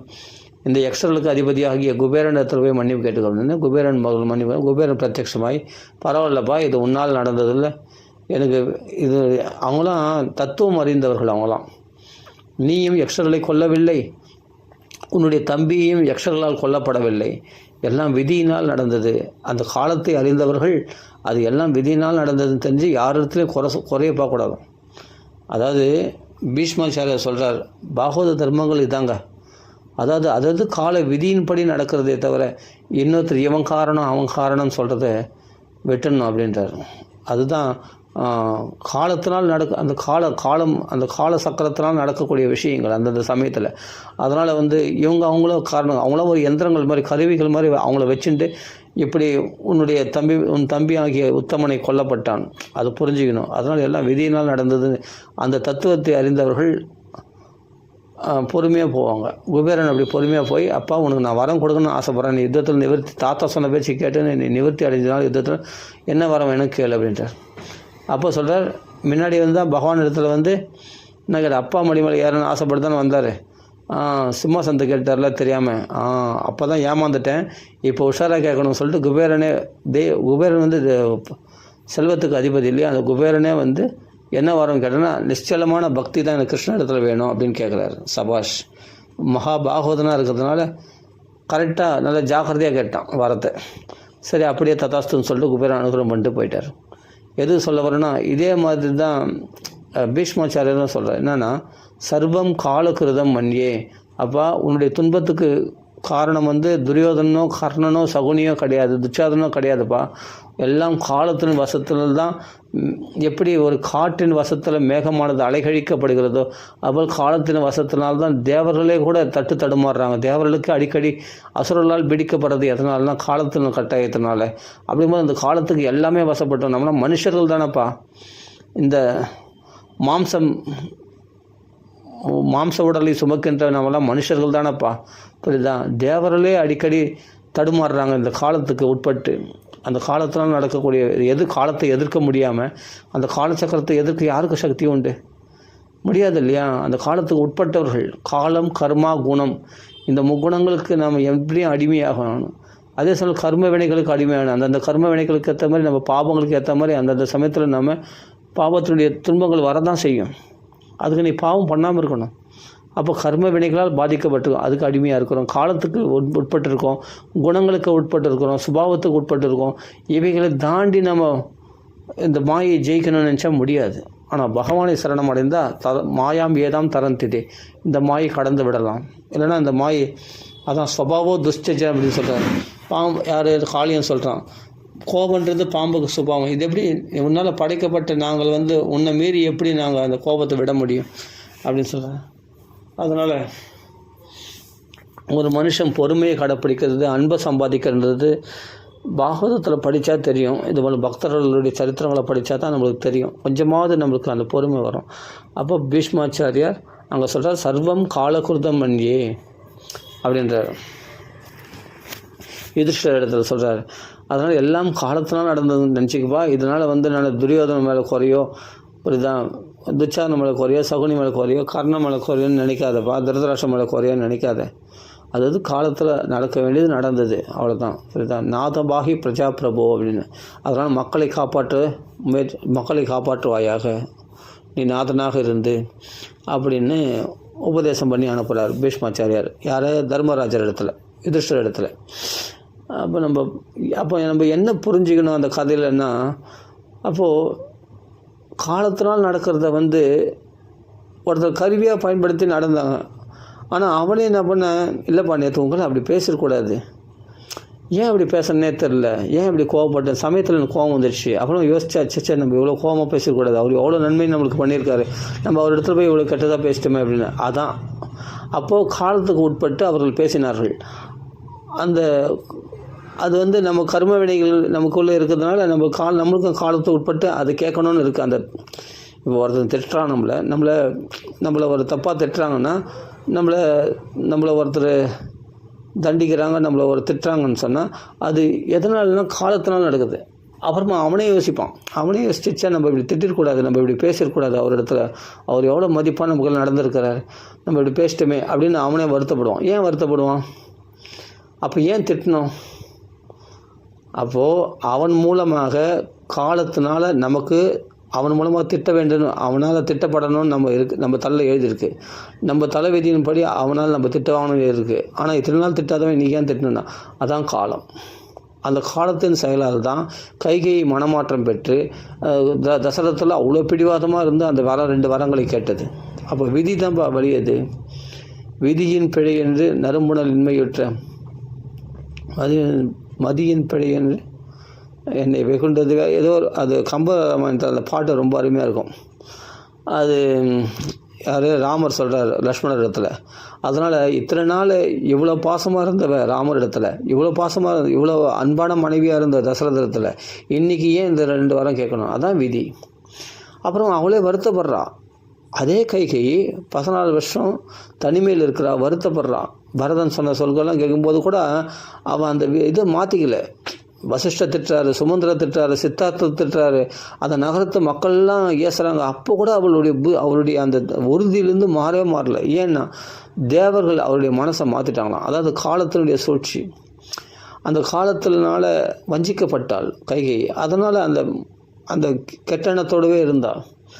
அதுக்கப்புறம் புத்தி தெளிஞ்சுது, ஆஹா நம்ம தப்பு பண்ணிட்டோம். தன்னுடைய பிள்ளையே தன்னை திட்டும்போது எல்லாம் ஒதுக்கும்போது எல்லாரும் தன்னை விருதப்படுறாள். தன் பிள்ளை எந்த பிள்ளைக்காக சொத்து சேர்த்து வச்சாலோ அந்த பிள்ளையை அவளை அவமதிக்கும் போது அப்புறமா புரிஞ்சுக்கிட்ட பிறகு அவளும் காட்டுக்கு வரா, எங்கள் சித்திரக்கூடத்துக்கு வரா ராமரை பார்க்கறதுக்கு. அப்போ சமாதானம் அடைஞ்சிட்டான், தான் பண்ண தப்பை உணர்ந்துட்டு போய் அவள் என்ன பேசுறதுன்னு தெரியாமல் முழிக்கிறான். அங்கங்கே பரத்வாஜாசிரமத்தில் அங்கங்கே பரதனே கைகை அவமானப்படுத்துகிறார். இவ தான் என் குலத்தை கெடுத்தவ அப்படின்னு சொல்லிட்டு கைகை அங்கங்கே சரியான சமயத்தில் நல்லா அவளை மூக்க உடைகிறார். அதாவது என்னென்னா ரொம்ப அவமானப்படுத்துகிறார். ஆனால் அப்படிலாம் சொல்லாதப்பா, பரத்வாஜர் சொல்கிறார், அப்படிலாம் சொல்லாத, இது அவதார காரியம், இது உலகத்தில் நடக்கணும் இதெல்லாம் அப்படின்னு இருக்குது. அதனால் பரதா சமாதானம் கொள்ளு என்று சொல்கிறார். அதே மாதிரி தான் ராமரிடத்துலையும் ராமரும் சொல்கிறார் பரதனத்தில், அம்மா கைகையை திட்டாது நீ எதுவும் அப்படின்னு சமாதானப்படுத்துகிறார். ஏன்னா இது நடக்கணும்னு இருக்குது, அதான் விதியின்படி நடந்தது. அதான் லக்ஷ்மணத்துலேயும் சொல்கிறார் சமாதானம், பரதன் மேலே கோவப்படாது. பரதன் இதுக்கு தான் சம்மந்தம், கைகை அம்மா பண்ணது பரதன் சம்மந்தம், பரதனை அந்த திட்டுறேன்னு சொல்லிட்டு லக்ஷ்மணனையும் திட்டுறாரு அங்கே ராமர். எல்லாம் புரிஞ்சுக்கணும். ஏன்னா எல்லாம் விதியினால் நடக்கக்கூடிய விஷயங்களை அவங்கள காரணம் காட்டி பரதன் தான் தப்பு, இல்லை தசரதன் தான் தப்பு, இல்லை கைகை தான் தப்பு அப்படின்னு இந்த லக்ஷ்மணர் கோவப்பட்டார். அது மாதிரி கோவப்படக்கூடாதுன்னு ராமர் அங்கே சொல்கிறாரு. எல்லாம் விதியினால் நடக்கக்கூடிய விஷயங்களை இவங்கள காரணம் காட்டுறதுனா அப்புறம் நம்ம என்ன இதுதான் ராமாயணம் சொல்லிக் கொடுக்குற வழியும் பாகவதம் சொல்லிக் கொடுக்கக்கூடிய வழியும். குபேரன் சொல்கிறார் இல்லையா, அப்பா யக்ஷர்களை நீயும் கொல்லவில்லை, யக்ஷர்களால் உன் தம்பியும் கொல்லப்படலைப்பா, எல்லாம் விதியினுடைய கட்டாயத்தினால் நடந்தது. அதே தான் பீஷ்மர் சொல்கிறார், அப்பா துரியோதன காரணம் இல்லை, எல்லாம் காலத்தினால் நடந்ததுன்னு தெரிஞ்சுக்கும். இதுக்கு மேலே ஆத்ம ஞானத்தை தெரிஞ்சுக்கிறது. ஆத்ம ஞானத்தில் இருக்கும்போது அப்புறம் உடலாலே நீ பாதிக்கப்படலை, மனசு உடலே நீ இல்லையே, அப்புறம் நீ எங்கே பாதிக்கப்பட்ட அப்படின்றது அது உயர்ந்த நிலை. அது வித்தை தெரிஞ்சவங்களுக்கு இன்னும் ஹை ஸ்டேஜ். ஃபஸ்ட்டு இந்த லோக தர்மத்தையே நம்ம எல்லாம் விதியினால் நடந்ததுன்னு தெரிஞ்சிக்கினாவே, லோக தர்மத்தையே நம்ம பர்ஃபெக்டாக தெரிஞ்சுக்கிட்டோம்னாவே பாதிக்கப்பட மாட்டோம், யாரையும் குறை சொல்ல மாட்டோம். அப்போ உண்மையில எதுவும் தப்பு இல்லை, விதி இது போல் நடக்கணும்னு இருக்குது, நடந்தது எல்லாமே. ஒரு வேடுவன் பகவான் பத்ரி நாராயணன் சங்க சக்கர கதாதாரே கிருஷ்ண பரமாத்மா வைகுண்டத்துக்கு போகும்போது அந்த வேடுவன் அவருடைய காலில் அந்த கட்டை விரலை பார்த்து ஆடும்போது என்னென்னா அது மானுடைய காது போல இருந்ததுன்னு சொல்லிட்டு பானத்தை எஞ்சிட்டான். பானத்தை கிருஷ்ணர் மேலே போட்டான். கிருஷ்ணர் மேலே உடனே அந்த வேடுவன் கிட்ட பார்த்து, அடடா பரமாத்மா பகவான் நாராயணன் கிருஷ்ணா, நான் உன் மேலே அபகாரம் பண்ணிட்டேன், என்னை தண்டின்றான் அந்த வேடுவன். இல்லைப்பா நீ கரெக்டாக தான் செய்த, இது நீ என்னுடைய காலை என்னுடைய பாதத்தை பார்த்து அது மானுடைய காதுன்னு நினச்சி நீ அடிச்சிட்ட, சரி ஓகே பரவாயில்ல, இது நீ வேணுமுன்னே அடிக்கல, நீ நினச்சின்னு அடிச்சிட்டேன், ஒன்றும் தப்பு இல்லை அப்படின்னு சொல்லி உடனே அந்த பானத்தை எடுத்துடுறாரு. அப்போ என்னென்னா அவன் போட்ட பானத்தை காலில் தைச்சிது, உள்ளங்காலில் தச்சிது, பரவாயில்ல எடுத்து விட்டுறாரு. அவனுக்கு சொர்க்கத்தை கொடுக்குறாரு பகவான். ஏன்னா உண்மையான கோபம் கிடையாது அவன் மேலே, வேடுவன் மேலே. அந்த வேடுவன் மேலே கோபம் இல்லாததுனால அவனை சொர்க்கத்துக்கு அனுப்புகிறார். ஏன்னா விதியினால் நடந்தது. ஏன்னா இதே போல் நான் ராமோதத்தில் மறைஞ்சிருந்து வாலியை மறைஞ்சிருந்து நான் பானத்தை போட்டேன் இல்லையா, அதனால் இப்போ என்னை நினச்சி என்னை மறைஞ்சிருந்து என்னை பானத்தினால் தாக்கணும் இந்த வேடுவேன். எல்லாம் ஒன்று தானே, காஸ் அண்ட் எஃபெக்ட். ராமோதத்தில் நான் மறைஞ்சிருந்து அடித்தது மாதிரி இப்போ கிருஷ்ணாவதத்தில் மறைஞ்சிருந்து என்னை தாக்கணும், இதுதான் விஷயம். பானத்தை தைச்சான், பரவாயில்ல அப்படின்னு சொல்லி அந்த வேடுவனுக்கு சொர்க்கலோகத்தை அவனுக்கு சுகபோகத்தை கொடுக்குறாரு, சந்தோஷமாக இருந்துட்டு. இதெல்லாம் காலத்தில் நடக்க வேண்டியதுப்பா, நடந்துச்சு, போயிட்டு வா அப்படின்னு சொல்லிட்டு அனுப்புகிறார் கிருஷ்ண பரமாத்மா. இதெல்லாம் எவ்வளோ அருமையான விஷயம்லாம் இருக்குது தெரியுமா, பாகவதத்தில் எக்கச்சக்க விஷயம் இருக்குது. அதாவது நம்ம சொல்லிட்டு கூட வரல, பிருகு மகரிஷி நான் வரப்போகிறேன், மார்பில் உதைக்க போகிறேன் அப்படிலாம் சொல்ல எதிர்ச்சியாக வந்தான். திடீர்னு வந்த உடனே மார்பில் உதைச்சிட்டாரு யார், பிருகு மகரிஷி. உடனே உங்கள் பாதம் வலிக்கிறதோ அப்படின்றார் கிருஷ்ண பரமாத்மா. நாராயணன் ஆதிசேஷாயனத்தில் பள்ளி கொண்டிருக்கிற பெருமாள் மார்பில் உதைக்கிறார் பிருகு மகரிஷி, அது கால் வலிக்குது. அந்த பொறுமை எங்கேருந்து வந்தது? அது அவருடைய பொறுமைன்றது அவருடைய சுபாவம், அது இயற்கை. அந்த பரமாத்மாவை, அந்த நாராயணனை வழிபடாமல் நமக்கு எப்படி பொறுமையை கடைப்பிடிக்க முடியும்? நமக்கு எப்படி சாந்தி கிடைக்கும்?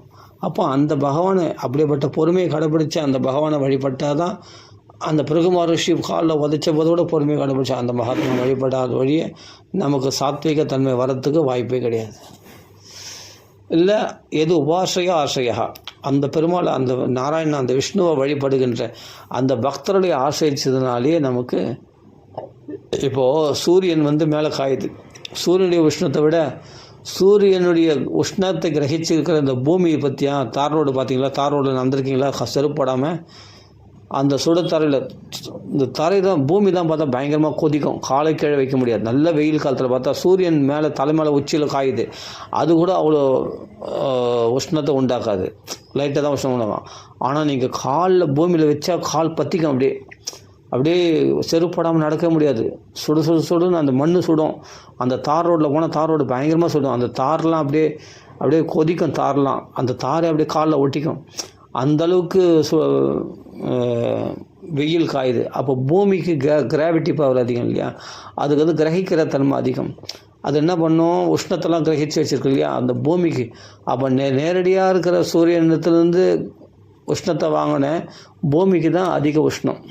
அப்போ சூரியனை விட அப்படின்னா சூரியனுடைய உஷ்ணத்தில் தான் அது கிரகிக்குது. ஆனால் நேரடியாக சூரியன் நம்ம மேலே விழும்போது கூட அவ்வளோ உஷ்ணம் நம்ம பாதிக்கப்படலை. ஆனால் பூமியில் காலை வச்சா கால் சுடுது இல்லையா வெயில் காலத்தில். அது மாதிரி தான் பகவானிடத்தில் இருக்கிற சக்தியை விட பகவானை அனுசரித்தவர்களாகிய பகவத் பக்தர்களாகிய அப்படிப்பட்ட மகான்களை ஆசிரிச்சிருக்கிறது எது ஆசிரியாக நாம் அதிகமான பலத்தை பெறலாம், அதிகமான சார்ஜ் பண்ணிக்கலாம். நம்ம அவர்களிடத்துலேருந்து நாம் சக்தியை பெறலாம். சக்தியை பெற்றோம்னா நம்ம பொறுமையை கடைப்பிடிக்கலாம். மகான்களுடைய மீறக்கூடாது. அந்த ராமர் மாதிரி சத்தியசந்தனாக தர்மனிஷ்டையாக அந்த உறுதி இருக்கணும். அந்த ராமர் மாதிரி ராமர் எப்படி கடைசி வரைக்கும் உறுதியாக இருந்தார். பரதனே கூப்பிட்டா கூட ராஜ்யத்துக்கு வரமாட்டேன்னு உறுதியாக இருந்தார். அதுக்காக சொல்ல வந்தேன் ராமாயணத்தில். அப்படி இருக்கணுமா? அதே மாதிரி பொறுமையை கடைப்பிடிக்குதுன்னா பாகவதத்தில் நிறைய இருக்குது. வசுதேவர் பாருங்கள், 6 குழந்தைகளை கொண்டு கொடுத்தவரை பொறுமையை கடைப்பிடிச்சார். அதான் சொல்கிறேன், கிம் துத்சகம் நு சாதுனாம் விதுஷாம் கிம் அபேட்சிதம் கிம் அகாரியம் கதர்யானாம் துஷ்டஜம் கிம் திருதாத்மனாம். உறுதியான மனமுடையவர்களால் எதை துறக்க முடியாது. அது இதை விட பெருசு என்னென்னா ஆத்ம ஞானத்தில் எப்பொழுதும் இருக்கிறது தான். ஆத்ம ஞானத்தை ஆத்ம விசாரம் பண்ணுறது தான் ரொம்ப ரொம்ப விசேஷம். அதுதான் சீக்கிரமாக பவித்திரம் பண்ணிட்டேன் நம்மளை. ஆனால் அது விசாரம் பண்ணுறது மட்டும் இல்லாமல் கிருஷ்ண பக்தியிலேருந்து பக்தியோடு கூடிய ஞானம்தான் நல்லா பிரகாசிக்கும். அந்த பக்தியோடு கூடிய ஞானத்தில் நீங்கள் எங்கே வேணாலும் வாழலாம். 14 உலகங்கள் எங்கே வேணாலும் அந்த பக்தியோடு கூடிய ஞானத்தில் இருந்துட்டான்னா அவனுக்கு எல்லாமே தேடி வரும். அவனுக்கு எல்லாமே வைராக்கியம், எல்லாமே அவனுக்கு எல்லா ஞானம் வந்துடுச்சுன்னா மற்றதெல்லாம் பௌதிகமான விஷயங்கள் என்ன கேட்டாலும் அவனுக்கு கிடைக்கும். பகவான் அனுகிரகம் பண்ணுவார். இந்த ஞானத்தில் பக்குவம் அடையணும். பலவீனத்தில் பௌதிகமான பலவீனங்கள்லாம் பலவீனமே கிடையாது. நீங்கள் மனசால் பாதிக்கப்படுறீங்க பார்த்தீங்களா, அதுதான் பெரிய பலவீனமே. பௌதிகமாக எனக்கு 10 கோடி ரூபா போச்சு, 1000 ரூபா போச்சு, 2000 ரூபா போச்சு, 10 கோடி ரூபா போச்சு, 10 லட்ச ரூபா போச்சு அப்படின்னு சொல்கிறதெல்லாம் பெரிய இழப்பு. அதெல்லாம் பெரிய பலவீனம் கிடையாது. நீ உடம்புல நோய் வந்துடுச்சு, அதெல்லாம் கூட பலவீனம் கிடையாது. மனசால் பாதிக்கப்படுற பற்றியா, மனசால் பலவீனம் ஆகிற பற்றியா, அதுதான் பெரிய பலவீனமே. ஏன்னா ஆத்ம ஞானம் இல்லாததுனால. ஆத்ம ஞானத்தினால் பலம் பெறணும். அதுக்கு தான் பாகவதம் படிக்கணும். அதுதான் மகானுடைய சரித்திரத்தை திருப்பி முகுகுன்னா அடிக்கடி பாராயணம் பண்ணணும். படித்தாதான் இந்த நற்குணங்களை சம்பாதிக்க முடியும். அதனால் பாகவதம், பகவத்கீதை எல்லாம் படித்து கம்பேர் பண்ணி நம்ம அதே சங்கத்தில் இருக்கணும். எப்போ அந்த சிந்தனையிலே இருக்கணும். பரத யோகேஸ்வரர் எப்படி சமாளித்தார், ரிஷபதேவர் எப்படி சமாளித்தார், அதை விட்டுட்டு நம்ம யூடியூப்பில் போய் இவன் என்ன பேசினான், அவன் என்ன பேசினான், இந்த அரசியல்வாதி என்ன பேசினான், இந்த சினிமா நடிகர் என்ன பேசினான், இந்த டைரக்டர் என்ன பேசினான், இந்த நடிகை பற்றி ஏன் இப்படி பேசுகிறாங்க, நம்ம இதில் கவனம் செலுத்தணும்னா அவர்கள் என்ன சொல்லிக்கிறாங்க, இந்த டிக்டாக்ல நம்ம இந்த காமெடி எப்படி இருக்குது, அந்த காமெடி எப்படி இருக்குது அப்படின்னு இந்த விஷயங்கள்லாம் நம்ம போனோம்னா கண்டிப்பாக பாகவதத்தில் இது மாதிரி மூழ்கி முத்தெடுக்க முடியாது. அந்த ஆத்ம ஞானத்தை பெற முடியாது. நம்ம எதாவது ஃபோனை நோண்டுறதுல இருக்குமே, ஃபோனை நோண்டுறதுலையே இருக்கிறோம். ஃபோனில் இருக்கிற அந்த கசமானெல்லாம் பார்த்து மனசு தான் அழுக்காகி போச்சு, மனசு தான் கலங்கம் உண்டாகி போச்சு. அப்போது நம்ம சமயத்தில் நம்ம துன்பங்களுக்கு பாதிக்கப்படுவோம். காமக்குரோதங்களில் அடிப்படை தான் செய்யும். எப்போ இந்த ஃபோனை ஓரம் கட்டிட்டு ஃபோனில் இருக்கிற அந்த மற்ற விஷயங்கள்லாம் தேவையில்லாத விஷயங்கள்லாம் விட்டுட்டு அதே ஃபோனில் நல்ல விஷயங்களும் இருக்குது, பாகவதம் இருக்குது, ராமாயணம் இருக்குது, நல்ல விஷயங்களை காதார கேட்கலாமே. அதே யூடியூப்பில் போனால் நல்ல விஷயங்கள் பாகவதம் இருக்குது, ராமாயணம் இருக்குது, நல்ல விஷயங்களை கேட்டு அந்த சத்சங்கத்தில் இருக்கலாமே. இல்லை உனக்கு அது கிடைக்கல, உனக்கு அதில் மனசு ஈடுபடலாம், நீயே உட்காந்து பாகவதம் படித்து அந்த சாதுக்களுடைய சரித்திரங்களை படித்து மனசை நாம் பக்குவப்படுத்திக்கலாம். உலகத்தார மாதிரி நம்ம இருக்க வேண்டிய அவசியம் இல்லை. எதுலேயும் பாதிக்க பண்ணணும் அவசியம் இல்லை. உலகத்தார் மாதிரி இருக்க வேண்டிய அவசியமே இல்லை. அவர்கள் இருக்கிறாங்கன்னா அதுதான் நான் சொல்ல, முதல்ல இந்த பொருள் ஆசை விடணும். பணத்தாசை, பணத்தை பின்னாடி ஓரத்தினால தான் இதில் ஜாக்கிரதையாக இருக்க மாட்டோம். பாகவதத்தில் எப்பொழுதும் பாகவத சல்லாபம் பண்ணிட்டு இருந்தோம்னா அதான் அடிக்கடி சொல்கிறது, பரத யோகேஸ்வரர் சரித்திரத்தை அடிக்கடி படிக்கணும் அப்படின்னு. படித்தா பொதுவாக அதை மரணம் பண்ணணும். அதை மரணம்னா ஒருமுகப்பட்ட மனதோடு அதை மரணம் பண்ணணும். எப்பொழுதும் அதை தியானம் பண்ணணும். தியானம் பண்ணி சத்தியம் பரம் தீமகி இந்த பாகவதோடு எல்லாத்தையும் தியானம் பண்ணுறதுக்காக தான். தியானத்தை ஒரு ஸ்ரவணம் மட்டும் போதாது, தியானம் பண்ணணும். ஸ்ரவண ஸ்மரண அர்ஹானி, ஸ்ரவணம் அப்பா ஸ்மரணம், ஸ்ரவண ஸ்மரண அர்ஹானி கரிஷ்யனி கேச்சனை குந்திதேவி சொல்கிறா. காது கேட்கறதுக்கும் அதையே தியானம் பண்ணுறதுக்காக தான் பகவான் லீலைகள் புரிந்தான். பகவானே அவதாரம் பண்ணான், கிருஷ்ண அவதாரம் நோக்கமே. அப்போ அதெல்லாம் பாகவத்தில் இருக்கிற விஷயங்கள்லாம் புஸ்தகத்தில் இருக்கக்கூடாது. அது நம்ம மனசில் ஏறிடணும், இருதயத்தில் வந்துடணும். அது வந்துட்டு சமயத்தில் நம்மளுக்கு எங்கன்னா நம்மளுக்கு சந்தேகம், வாழ்க்கையில் ஏதாவது பிரச்சனைகள் ஏற்படும்போது, குழப்பங்கள் ஏற்படும் போது அதை தீர்க்கறதுக்கு உடனே அதை வெளியே கொண்டு வரணும். நம்ம மனசில் கிரகிச்சதை வெளியே கொண்டு வந்து அதன் மூலமாக பிரச்சனைகளை சால்வ் பண்ணணும். சித்தத்துக்கு சமாதானம் ஏற்படுத்திடணும் பகவானுடைய அவதார லீலைகளை கேட்டு. அதெல்லாம் ரொம்ப அற்புதமான விஷயம். ஆனால் எதுக்கும் பயப்பட வேண்டிய அவசியமே இல்லை. உன்னை கண்டு பயமே பயந்து ஓடும். ஏன்னா நீ பாகவதன் அல்லவா. பகவத் பக்தி பண்ணக்கூடியவனுக்கு என்னமா பாதிக்கும்? எதுவும் பாதிக்காது. என்ன குரோதி, என்ன மாத்சரியம், என்ன லோபே, நான் அசுபாமதிஹி வாசுதேவ பக்தானாம் நான் அசுபாமதிஹி. அது மாதிரி பகவத் பக்தியில் இருக்கிறவனுக்கு எதனாலும் பாதிக்கப்பட மாட்டான். பகவத் பக்தி பண்ணுறதை விட பாகவதத்தில் பக்தி பண்ணால் இன்னும் சூப்பர். அதனால தான் பிரகலாத சரித்திரம், துருவ சரித்திரம் இதெல்லாம் பாகவதர்கள் தானே. இவங்களாம் பக்த சக்கரவர்த்தி ஆச்சு. அவங்களுடைய குணங்கள்லாம் தியானம் பண்ணணும். எப்படி கடைப்பிடிச்சாங்க ரிஷபதேவர் தியானம் பண்ணணும். எப்படி கடைப்பிடிச்சிருப்பார்? பகவானே சன்னியாச தர்மத்தை நடத்தி காட்டுறதுக்காக வந்தார் ரிஷபதேவர். எப்படி கடைப்பிடிச்சார்? அதே மாதிரி கபில வாசுதேவருடைய உபதேசங்களை திருப்பி படிக்கணும். எவ்வளோ படித்தாலும் என்னென்னா நடைமுறைக்கு சாத்தியமாகணும். நம்ம கதை சொல்கிறதுல கில்லாடியாக இருக்கிறதுலாம் முக்கியம் இல்லை நம்ம படிச்சுட்டு மற்றவங்களை உபன்யாசம் பண்ணுறதுல கில்லாடியாக இருக்கிறது முக்கியம் இல்லை நம்ம சிரவணம் பண்ணி அதை மனப்பாடம் பண்ணுறதுல கில்லாடியாக இருக்கிறது முக்கியம் அது அனுபவத்தில் நடைமுறையில் கொண்டு வரது தான் நடைமுறையில் கொண்டு வரதுல கில்லாடியாக இருக்கிறது தான் புத்திசாலித்தனம். அதுதான் கண்டிப்பாக வேணும். அது நடைமுறைப்படுத்தப்பட முடியுமா அப்படின்னா நீ பாகவதன், சபாஷ். அதுதான் நம்ம ஃபாலோ பண்ணணும். அதுக்கு பகவத் பக்தியை வளர்த்துக்கணும். எனக்கு நல்லா சம்ஸ்கிருதம் படிக்க வந்துடுச்சு, எனக்கு நல்லா படிப்பேன், நான் ராகத்தோடு படிப்பேன். அதுவும் சில பேர் ராகத்தில் படிக்கிறாங்க, நல்லா சூப்பராக ராகத்தில் நல்ல விஷயந்தான். நான் அதை குறை சொல்ல வரல, அது நல்லா படிக்கலாம். அதை விட பெருசு எதுனா அனுபவத்தை பெறுவது, பகவத் அனுபவத்தை பெறுவது. பகவான் நம்மளுக்கு அனுகிரகம் பண்ணியிருக்கான்னா சமயத்தில் ஒன்று கோவப்படாமல், காமத்துக்கு உட்படாமல், பயத்துக்கு உட்படாமல் உன் மனசு அப்படியே சாந்தியில் இருக்க பற்றியா. அப்போ தான் நீ பரமாத்மாவுடைய பூர்ண அனுகிரகம் பெற்றவன். எப்படி பலி சக்கரவர்த்தி எல்லா சூழ்நிலைகளும் ராஜ்யத்தை இழந்தான், சொத்து இழந்தான், புகழை இழந்தான், தன்னுடைய உறவினர்களும் தன்னை கைவிட்டு போய்விட்டார்கள், வர்ணபாசங்களால் கட்டப்பட்ட போது கூட. ஆனால் சத்தியத்திலிருந்து தன் உறுதியிலிருந்து, அதான் நம்ம உறுதி. நான் இப்படி தான் வாழ்வேன், என்னுடைய கேரக்டர் தான். அவனுக்கு 3 குணங்கள் இருந்தது. வதான்யன், சத்தியசந்தன், பிரம்மன்யன். இன்னும் நிறைய குணங்கள் இருக்குது பலி சக்கரவர்த்திக்கு. முக்கியமாக இந்த 3 குணங்கள் சொல்லுவாங்க.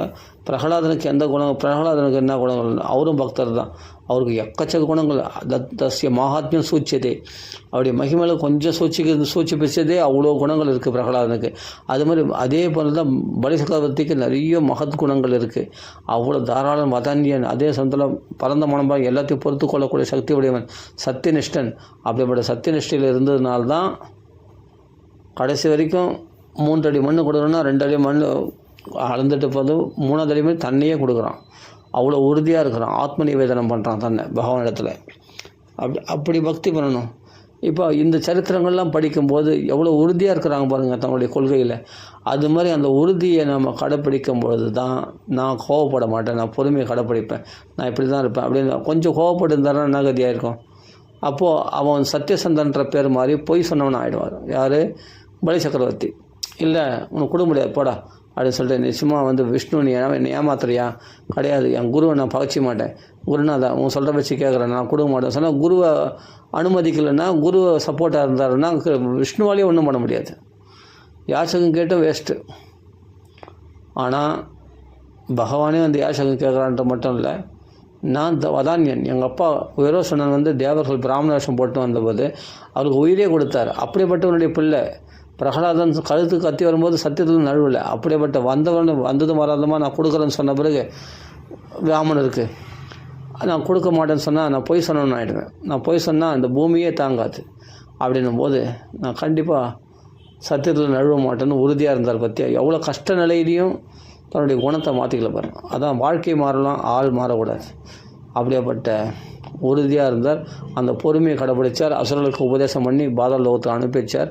மரண பாசங்கள் கட்டப்பட்ட போதும் பொறுமையை கடைப்பிடித்தார். அப்போதுலேருந்து சத்தியத்தில் நழுவலை. நான் ஒரே வார்த்தை நான் கொடுக்கல அப்படின்னு சொல்லியிருந்தால் விஷ்ணுவாலே ஒன்றும் பண்ணிட முடியாது. ஆனால் கொடுத்தது தான். இந்த குருவினால் சபிக்கப்பட்டாலும் பரவாயில்ல, அசுரனால் கைவிடப்பட்டாலும் பரவாயில்ல, 3 லோக ராஜ்யத்தை இழந்தாலும் பரவாயில்ல, என்னுடைய புகழ் இழந்தாலும் பரவாயில்ல, எல்லாரும் தேவரெல்லாம் கைகொட்டி சிரிக்கிறாங்க, தேவரெல்லாம் கைகொட்டி சிரித்தாலும் பரவாயில்ல, எல்லாரும் என்னை இழந்தால் கூட பரவாயில்ல, ஆனாலும் நான் சொன்ன வார்த்தைன்னு தவற மாட்டேன், பின்வாங்க மாட்டேன், 3வது அடி மண்ணு என்னுடைய சிரசில் வச்சுக்கோ அப்படின்னு பலி சக்கரவர்த்தி சொல்கிறோம். அதுதான் பகவதுடைய அனுக்கிரகம். பகவத் அனுக்கிரகம் யாருக்கு இடத்துல அதான் அனுகிருஷ்ணாமி, நான் யாரை அனுகிரகம் பண்ணுறனோ அவர்களை எல்லாரும் பிடுங்கி அவருடைய பெருமையை உயர்த்துறாரு பகவான். இப்போ என்னன்னா யாசகம் கேட்டதே திருடினது மாதிரி ஆகி போச்சான். வாமனர் பண்ணது யாசகம் தான் போய் கேட்டு வாங்கினார். அதுவே திருட்டுத்தனமாகி போச்சு அப்படின்ட்டு அண்ணா சொல்லுவார், ஸ்ரீ அண்ணா சொல்லுவார். அப்படின்னு என்னாச்சு, கெட்ட பேர் தானே. வாமனர் வஞ்சகம் பண்ணி ஏமாற்றி சின்ன காலை காட்டி பெரிய காலில் ஆழ்ந்தது என்னன்னா வஞ்சகம் தானே, ஏமாத்தல் தானே.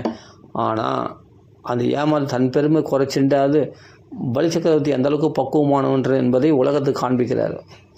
யார்? பகவான் வாசுதேவன். அப்படின்னும் போது பலி சக்கரவர்த்தியுடைய பெருமை அங்கே உயர்ந்து இல்லையா?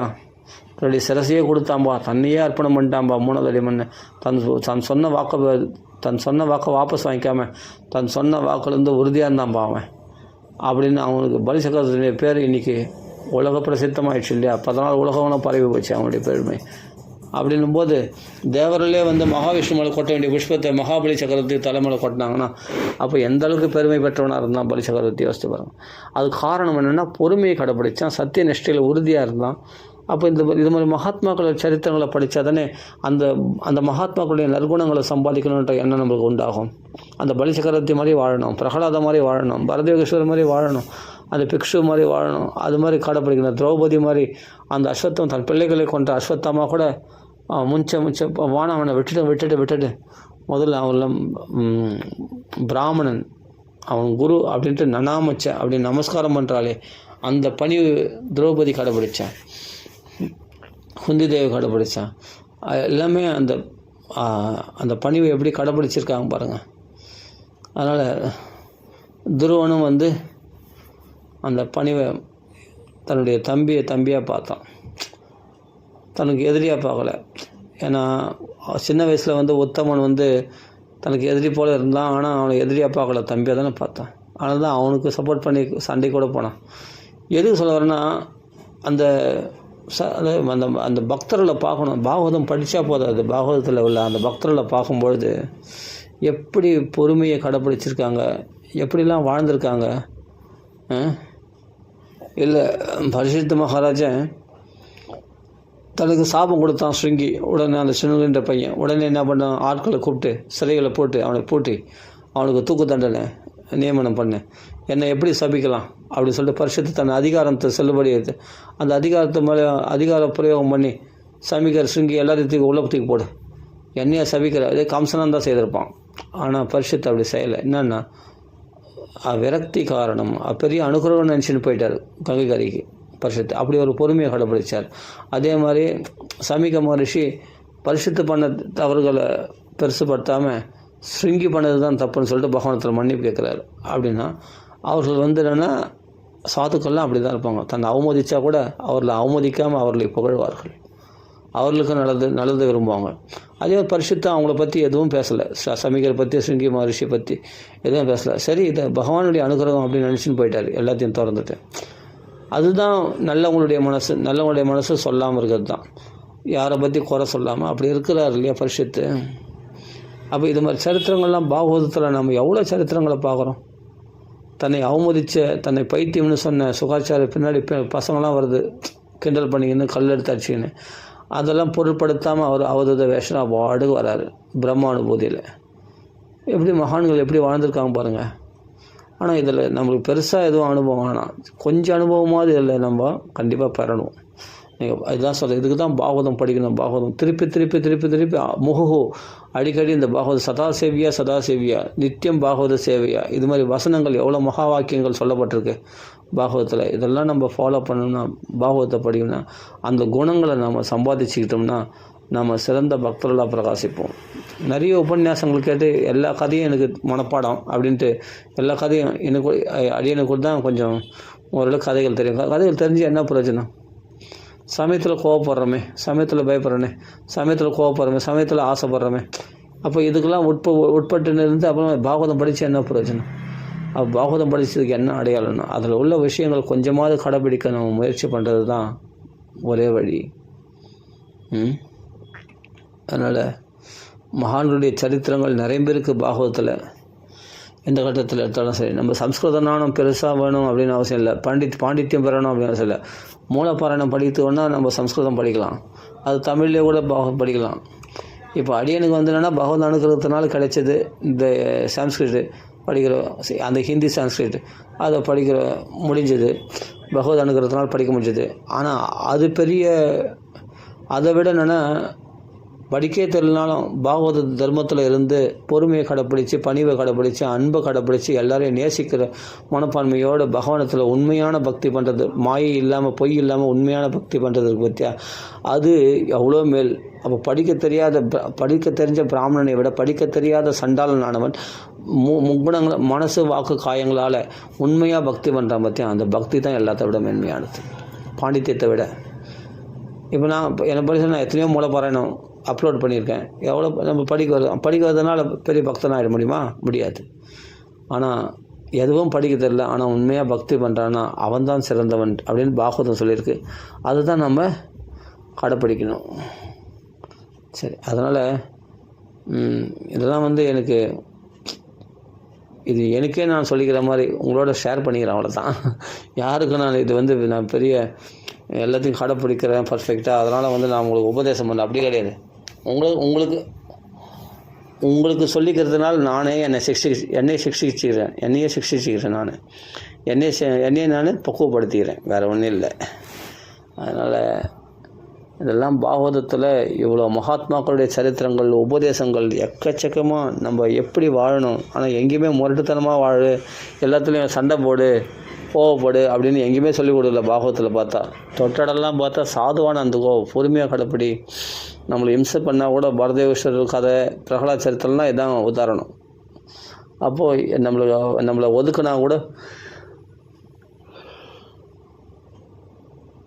ஒதுக்கின்னு போட்டோம். நம்ம பகவானை தான் ஆசைக்கணும். துருவனை ஒதுக்கும்போது கூட பகவானை போய் அதோக்ஷிச்சு ஆலம்படம், அதோக்ஷன் போய் ஹரிபாத சேவை போய் பண்ணாரோ அது மாதிரி இருக்கணும். இது மாதிரி தான் எல்லாத்தையுமே பாகவதம் பூரா பார்த்தா எந்த தர்மத்தை தான் கடைப்பிடிக்கிறாங்க. வசுதேவர் தேவகியும் பார்த்தா பொறுத்து கொள்கிறார்கள், எல்லாமே இதுதான் கடைப்பிடிக்கிறாங்க. இதை கடைப்பிடிக்காதவங்கெல்லாம் அழிஞ்சு போனாங்க, கஷ்டப்பட்டாங்க. யார்? கம்சன், துரியோதனாதிகள் போன்றவர்கள்லாம் இதை கடைப்பிடிக்காமல் கோபத்துக்கு ஆட்பட்டு கஷ்டப்பட்டாங்க, பேராசைக்கு ஆட்பட்டு கஷ்டப்பட்டாங்க. அப்போது சாதுக்களை பகவான் ரட்சிக்கிறார், அசாதுக்களை அழிக்கிறார் பகவான். அதானே பரித்ராணாய சாதனம் விநாசாய சதுஷ்கிருதம் தர்ம சம்ஸ்தாபனார்த்தாய சம்பவாமி யுகே யுகே, அதுதானே அர்த்தம். அப்போ பாகவ தர்மத்தை ஸ்தாபித்துக்கு தான் பகவான் அவதாரம் பண்ணது. லோக தர்மத்தை விடு, சர்வ தர்மம் பரித்தேஜ்ய மாம் ஏகம் சரணம் மாம் ஏகம் சரணம் விஜன்றது பாகவத தர்மம். சர்வ தர்மம் பரித்தேஜன்றது லோக தர்மத்தை திறந்துடு. மாம் ஏகம் சரணம் விஜன்றது பாகவத தர்மத்தை கடைப்பிடி, லோக தர்மத்தை திறந்துடு. அப்போது நீ எல்லா பாவத்திலிருந்து விடுபடுவேன், நான் விடுபட்டுடும் உன்னை. அப்போ பயமற்ற நான் கவலை இல்லாத வாழ்க்கை மாசுச்சாக கவலை இல்லாத என்னோட வாசம் செய்வாய். இதுதான் பாகவத தர்மத்தை காட்டுற வழி. இதெல்லாம் பக்தர்களுக்கெல்லாம் புரியும். இப்போ நான் சொல்கிறது பக்தர்கள் கண்டிப்பாக பக்தி பண்ணுறவங்க எல்லாரும் புரியும். இதனுடைய நோக்கமே வேறு, நம்மளுடைய தாட்ஸ் வேறு, நம்மளுடைய வழி வேறு, நம்மளுடைய அபிப்பிராயம் வேறு. புரியுதுங்களா? வேலைக்கு முக்க பிடிக்க சாப்பிட்டுட்டு என்ன சினிமாக்கள் பார்க்குறது, டிவி பார்க்குறது, பொழுதுபோக்கு சாதனங்கள் ஈடுபடுறது, பாகவதத்தை திரும்பி பார்க்காமல் இருக்கிறது, அது அவங்களுடைய வழி. அந்த வழியில் நம்ம போக வேண்டாம். நமக்கு தான் அருமையான பாகவதம் இருக்குது, லட்டு மாதிரி அருமையான பகவான் ராமநாமா இருக்கே, பல ராகங்களில் பாடி ஆனந்தமாக அனுபவிக்கிறோம் ராமநாமம் பாடி. அதே மாதிரி பாகவதம் படித்த உடனே அருமையான சரித்திரங்கள்லாம் இருக்குது. சித்திரகேது உபாக்கியானலாம் பாருங்கள், சித்திரகேது உபாக்கியானத்தில் யோசித்து பாருங்கள். பார்வதி சபிக்கிறார், திருப்பி சாபம் கொடுக்கக்கூடிய வல்லம் இருக்குது, ஆனால் சபிக்கலை. அம்மா நீ சொல்கிறத அப்படியே எடுத்துக்கிறம்மா, நான் அசுரனாக பிறந்தாலும் பரவாயில்லை அப்படின்னு சொல்லிட்டு பொறுமையை கடைப்பிடிக்கிறேன். அதே மாதிரி ஜெயவிச்சர்கள்லாம் வந்து பார்த்தா சனகாதி முனிவர்கள் சாபம் கொடுத்தா பதிலுக்கு வைகுண்டவாசிகள் திருப்பி சாபம் கொடுக்க சக்தி இருக்கிறது. ஆனால் அவர் இடத்துல போய் மன்னிப்பு கேட்டுக்கிறாங்க சனகாதி முனிவரத்தில். ஒவ்வொன்றும் நீங்கள் யோசித்து பாருங்கள் இது மாதிரி. அதே மாதிரி சித்திரகேது வந்து அந்த முதல் மகன் பிறந்த உடனே சக்கலத்திகள்லாம் வந்து விஷம் வச்சு கொண்டுடுறாங்க. அந்த சக்கலத்திகளை உடனே சிறையில் போடலாம், அவர்களை சிரஸ்சேத்தனம் பண்ணலாம் இல்லையா. அவங்கள பற்றி திரும்பியே பார்க்கல. இதெல்லாம் வைராக்கியத்துக்கு அந்த ஜீவாத்மா சொன்ன உடனே வைராக்கியம் உண்டாக்கி அவர் அப்படியே நாட்டை விட்டு திறந்து அனைவரதும் சங்கர்ஷனரை வழிபடுறாரு சித்திரகேது. அப்போ எப்படி பக்குவம் அடையிற பாருங்கள். நமக்கு அபகாரம் பண்ணவங்க யார்?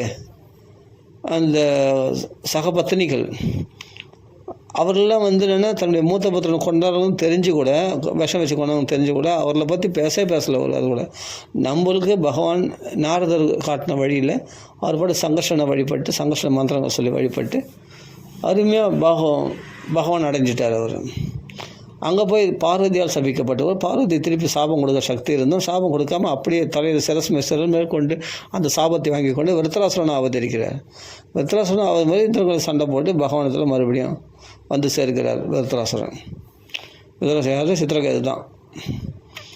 பார்வதியால் சபிக்கப்பட்டு அசுரனாக போயிடுறாரு விருத்தராசுரனா. அந்த விருத்தராசுரன் இந்திரனால் கொல்லப்பட்டாலும் பகவத் தியானத்தில் இருந்ததுனால பகவான் அடைந்து விட்டார். சித்திரகேது உபாக்கியானத்தில் வருது இது. அதே மாதிரி அம்பரீஷன் தனக்கு பில்லி சூனியத்தை ஏவி விட்ட அடைபட துர்வாசர் கூட பதிலுக்கு சக்கராயுதி அதையும் கூப்பிடல. சக்கராயுதமாக தன்னை காப்பாற்றி கூட அவன் முயற்சி பண்ணி இத்தனை சத்திரியன் தானே அவர், சண்டை போடலாமே அம்பரீஷன். அவர் பிராமணன் கிடையாது, ஆனால் பாகவத லட்சணம் அது கிடையாதான். சத்திரியனாக இருந்தாலும் பொறுத்து கொள்ள வேண்டும், அதுதான் பாகவத தன்மை, அதுதான் சாதுனுடைய மார்க்கம் என்று அம்பரீஷன் உணர்த்துறார் இல்லையா. இத்தனை சூரியவம்சத்து ராஜா சாது. அதனால் துர்வாசரே இப்படி பில்லி சனி ஏவி விடுறாருன்னா, ஒரு போதத்தை ஏவி விடுறாருன்னா நம்ம என்ன பண்ண முடியும்? அப்படி தான் நான் அபராதியாக இருந்தால் என்ன அந்த பிசாசானது என்னை வதம் செய்யட்டுமே, என்னை கொன்று போடட்டுமே அப்படின்னு இருந்தாராம் அம்பரீஷன், அந்த இடத்த விட்டு அசையாமல். ஆனால் சக்கராயுதம் பார்த்து அந்த பிசாசை பொசுக்கி துர்வாசரையும் துரத்துறது ஒரே வட்டம் ஓடுறாரு. சமயத்தில் ஞானம் அம்பரீஷன் கிடைச்சது, தைரியமாக இருக்கார். எவ்வளோ சரித்திரங்களை நம்ம பார்க்குறது தான் பாகவத தர்மம் காட்டுற வழி. ஒவ்வொரு மகாத்மாக்களையும் எடுத்துக்கோங்க. ரந்திதேவர் சாப்பிடும்போது தான் வந்துடுச்சு ஒரே தொல்லை. இப்போ தான் பிச்சைன்னு எங்களுக்கே என்றைக்கோ ஒரு நாளைக்கு சாப்பாடு கிடைக்குது.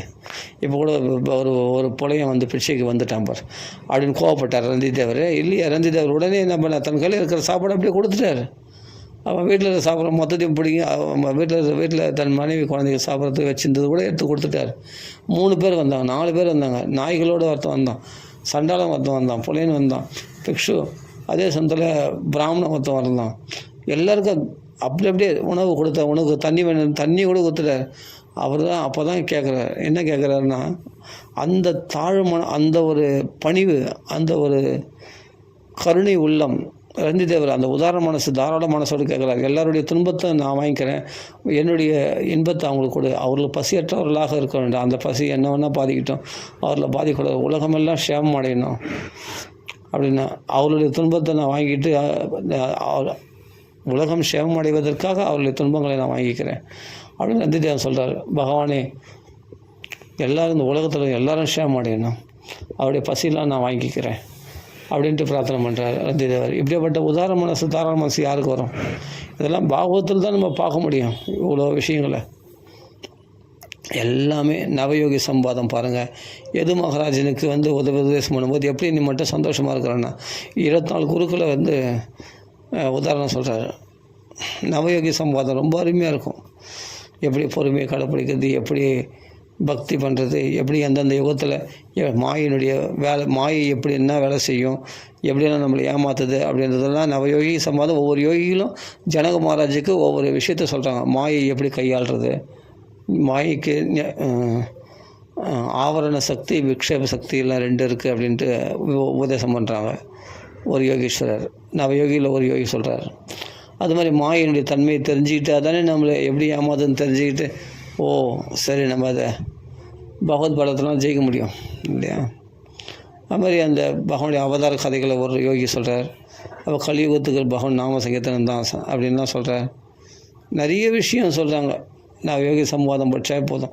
அது மாதிரி ஒவ்வொரு விஷயங்களும் பாகவத்தில் பார்த்தா இந்த சாது தன்மைகளை பற்றி விரிவாக எலாபரேட்டாக அதே சமயத்தில் டீட்டெயிலாக சொல்லியிருக்கேன்.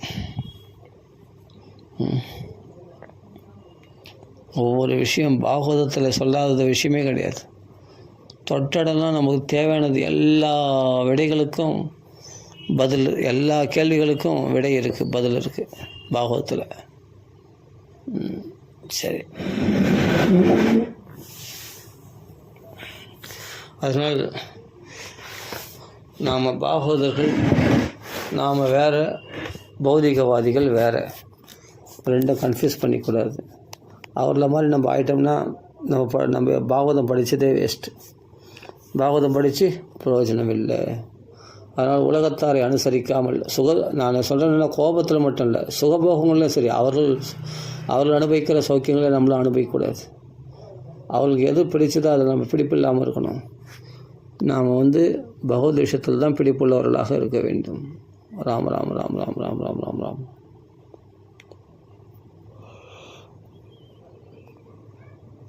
श्रीमद् भागवत भगवान की जय, सीतापति राम राम राम राम राम राम, श्री राम नाम संकीर्तन की जय, आंजनेय स्वामी की जय, राम राम राम राम राम राम राम राम राम।